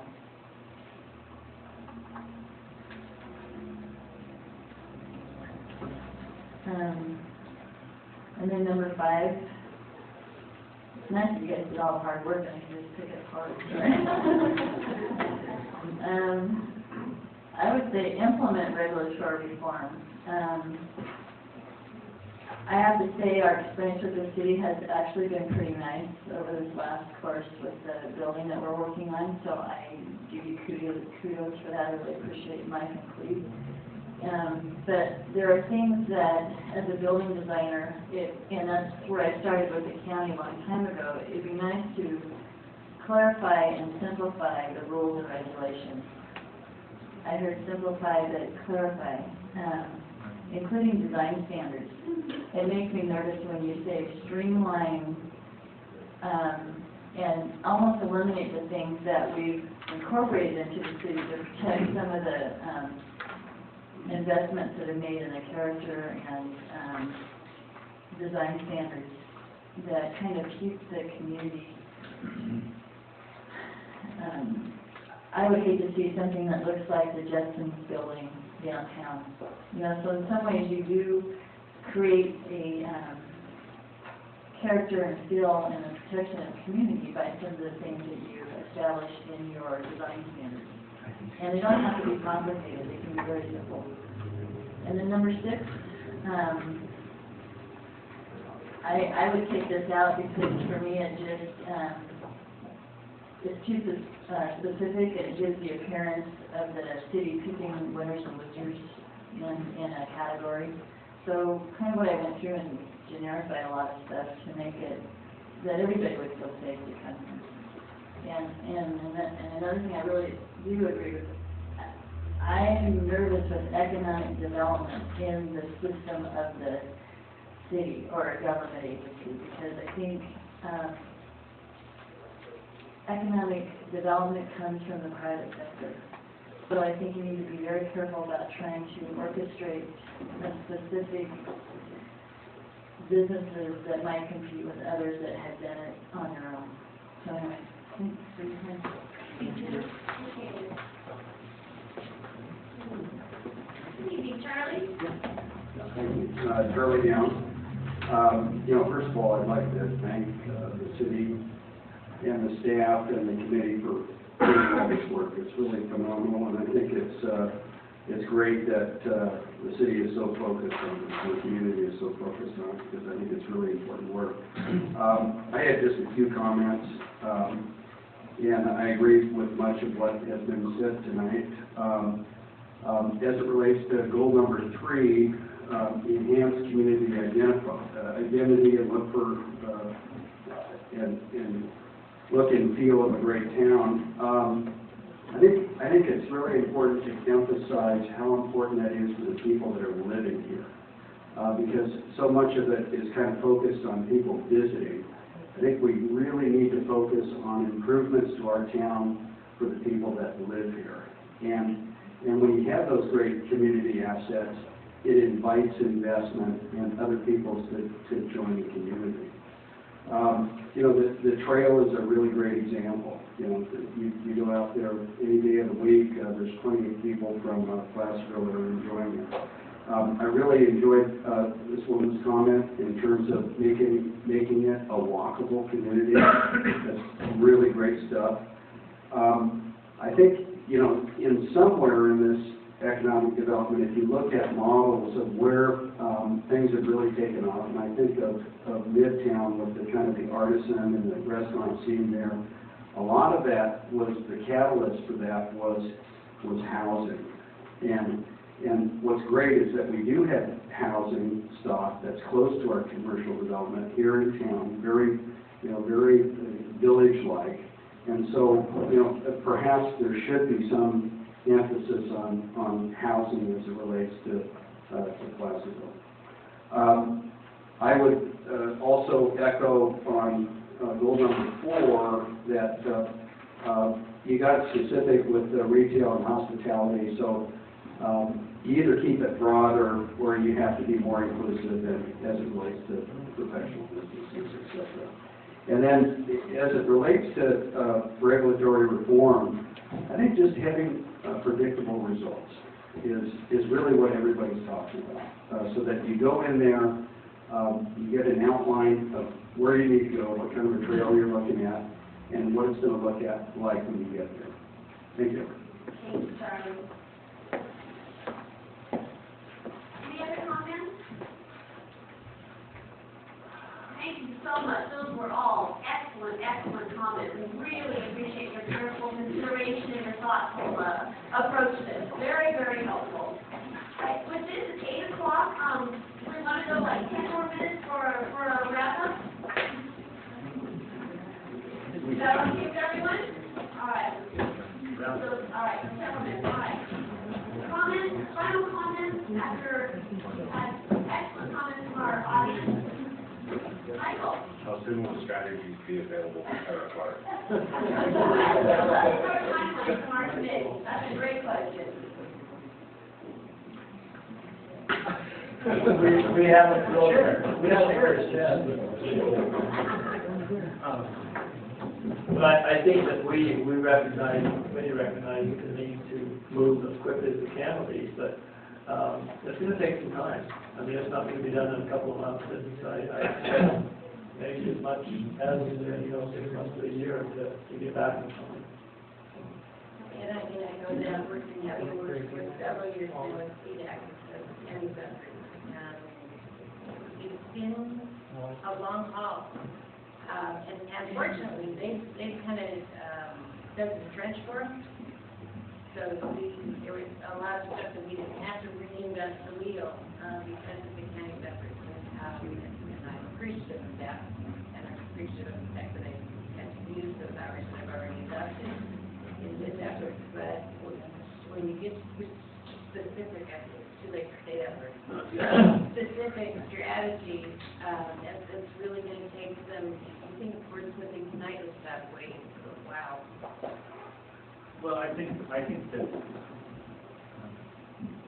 if you were my client and I was advising, my advice would be that the city council has to distill some of this down into some definite guidance, because what we've heard is it's too specific. It's not specific enough. It identifies a particular industry. We don't have enough industries in there. The definitions need to be changed.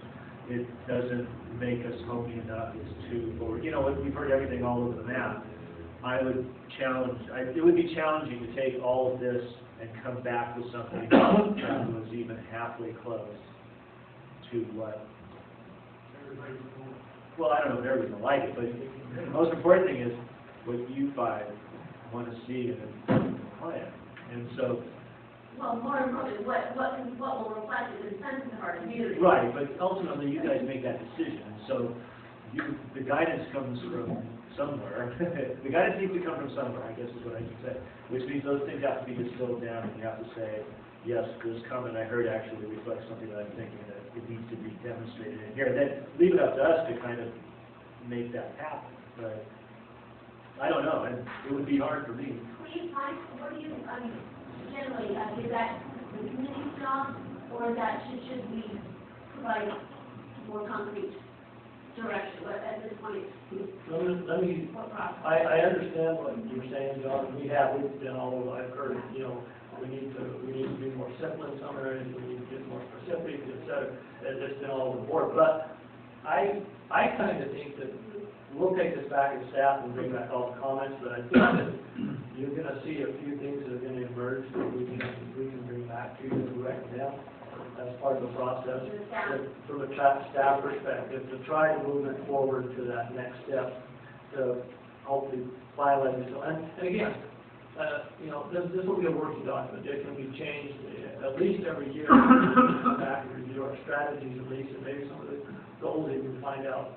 This is not working. We need to change something. So we will have that opportunity. I think the important thing at this point, I would like to see us very quickly turn this around and bring it back so that we can get into the strategies. That's really where the rubber meets the road. We need to get things going.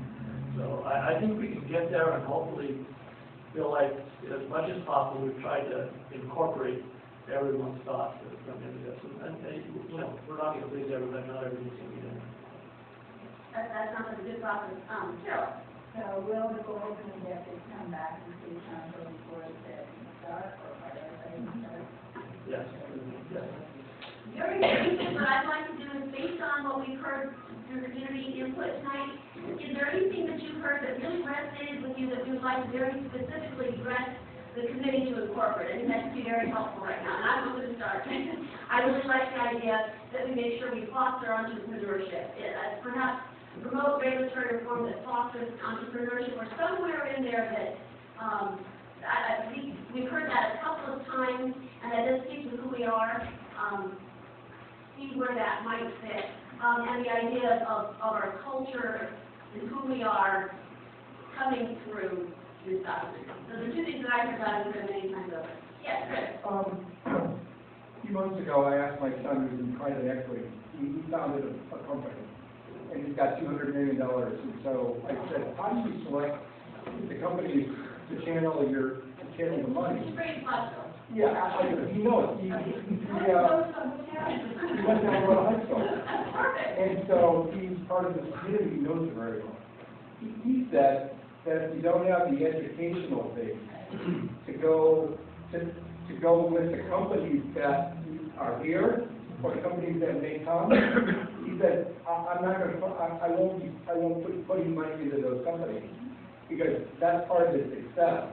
So there's nothing in our goals that ties us to education, whether it be the junior college or whether it be even farther Sac State or whatever. There's nothing that ties us to that educational base to enhance that. So that's one of the things I wanted to add that's not in here, but it wasn't part of our goal either. So the other part was is that I think that there is some things tonight that I heard that are very clearly like entrepreneurship that we got to change because we got to get that in there. It's too important not to. But I go along with John also, which I seldom do in our I'm always debating him on things, okay? No, it's very good. It's very good for us all. But clarity, we're not going to satisfy everybody. You know, and you're such a diverse kind of expression tonight that it's going to be very interesting how we can address everything that everybody said and satisfy everybody. I don't think it's possible. That's not possible, but I think we can get the flavor and the content. Flavor. The flavor and the content of who we are. Any other questions? Yeah, George.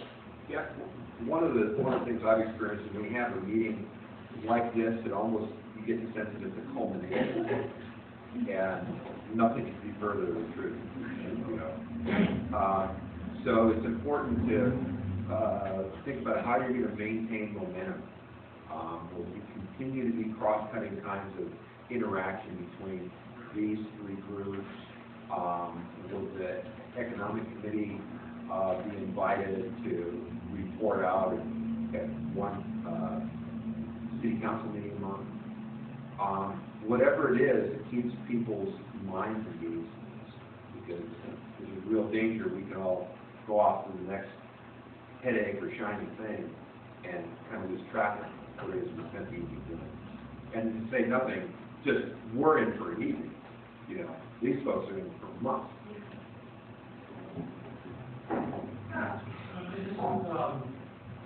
Somebody said something earlier on about when we created another committee that's going to oversee business development in the city. That couldn't be further from the truth. The Economic Development Advisory Committee is an advisory committee to the city council on economic development issues, and that was their charge. Their charge is not to set up a new committee or do that. This is not a job in the item for them. They have graciously volunteered to spend a lot of time and develop, give us some ideas and context on this. If anybody were to come to this town, entrepreneur or otherwise, and want to start a business, they would have to come through this Office of Development Services first. May or may not have to come through the Planning Commission, and depending on the action of the Planning Commission or the type of business they're applying for to become, if they're entrepreneurial in nature and they're going to start up something that's legal and currently regular zoning that's classified as an office, and they're going to have an office in that office, they don't spend any time more than just at the desk filling out a couple of forms and getting business plans. So this is not meant to create additional regulation to discourage entrepreneurs from coming to this community and working in this community.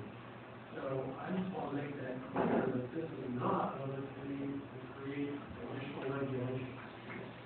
Thank you for clarifying that, that was important. My take on it. Very important.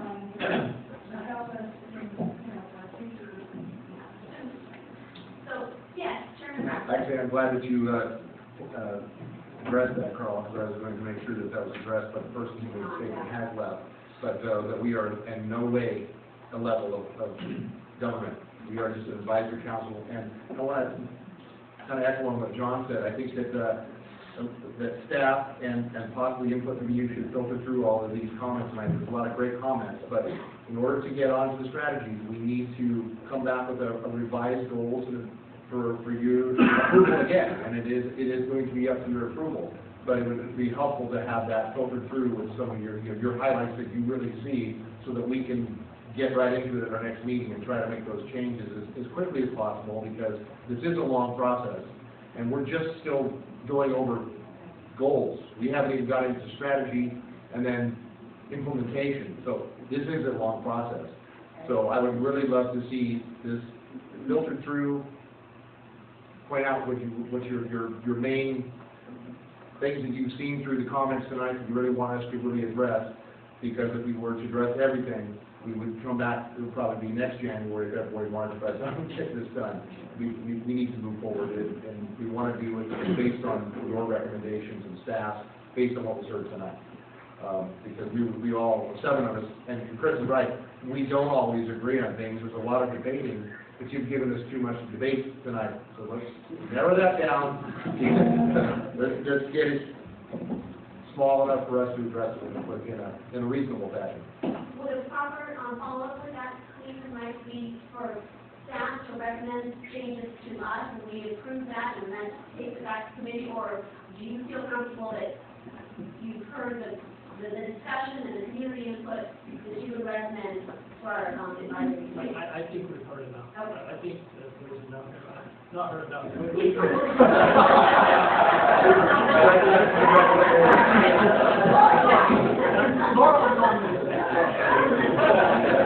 No, I think that we've got the right amount. I think we get the flavor of what we've done tonight and put that into some recommendations to the committee.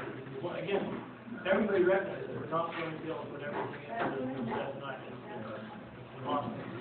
But I think some of the main points that we've brought out, I think it's an excellent one. We can go pretty good and be prepared to move forward. And I just want to mention our next meeting is May 17th. Here at Town Hall. I will be at Northern Arizona University on that day with my son. Okay, well, good. Well, with Somebody that, else has to set up. we cannot thank our Economic Development Advisory Committee enough for all of your wisdom and expert knowledge. Really appreciate your time. I'd like to thank our Planning Commission for being here tonight, and our City Council, as well as our staff and our audience. Your time is a valuable gift. We really appreciate it. So with that, we adjourn the regular City Council meeting.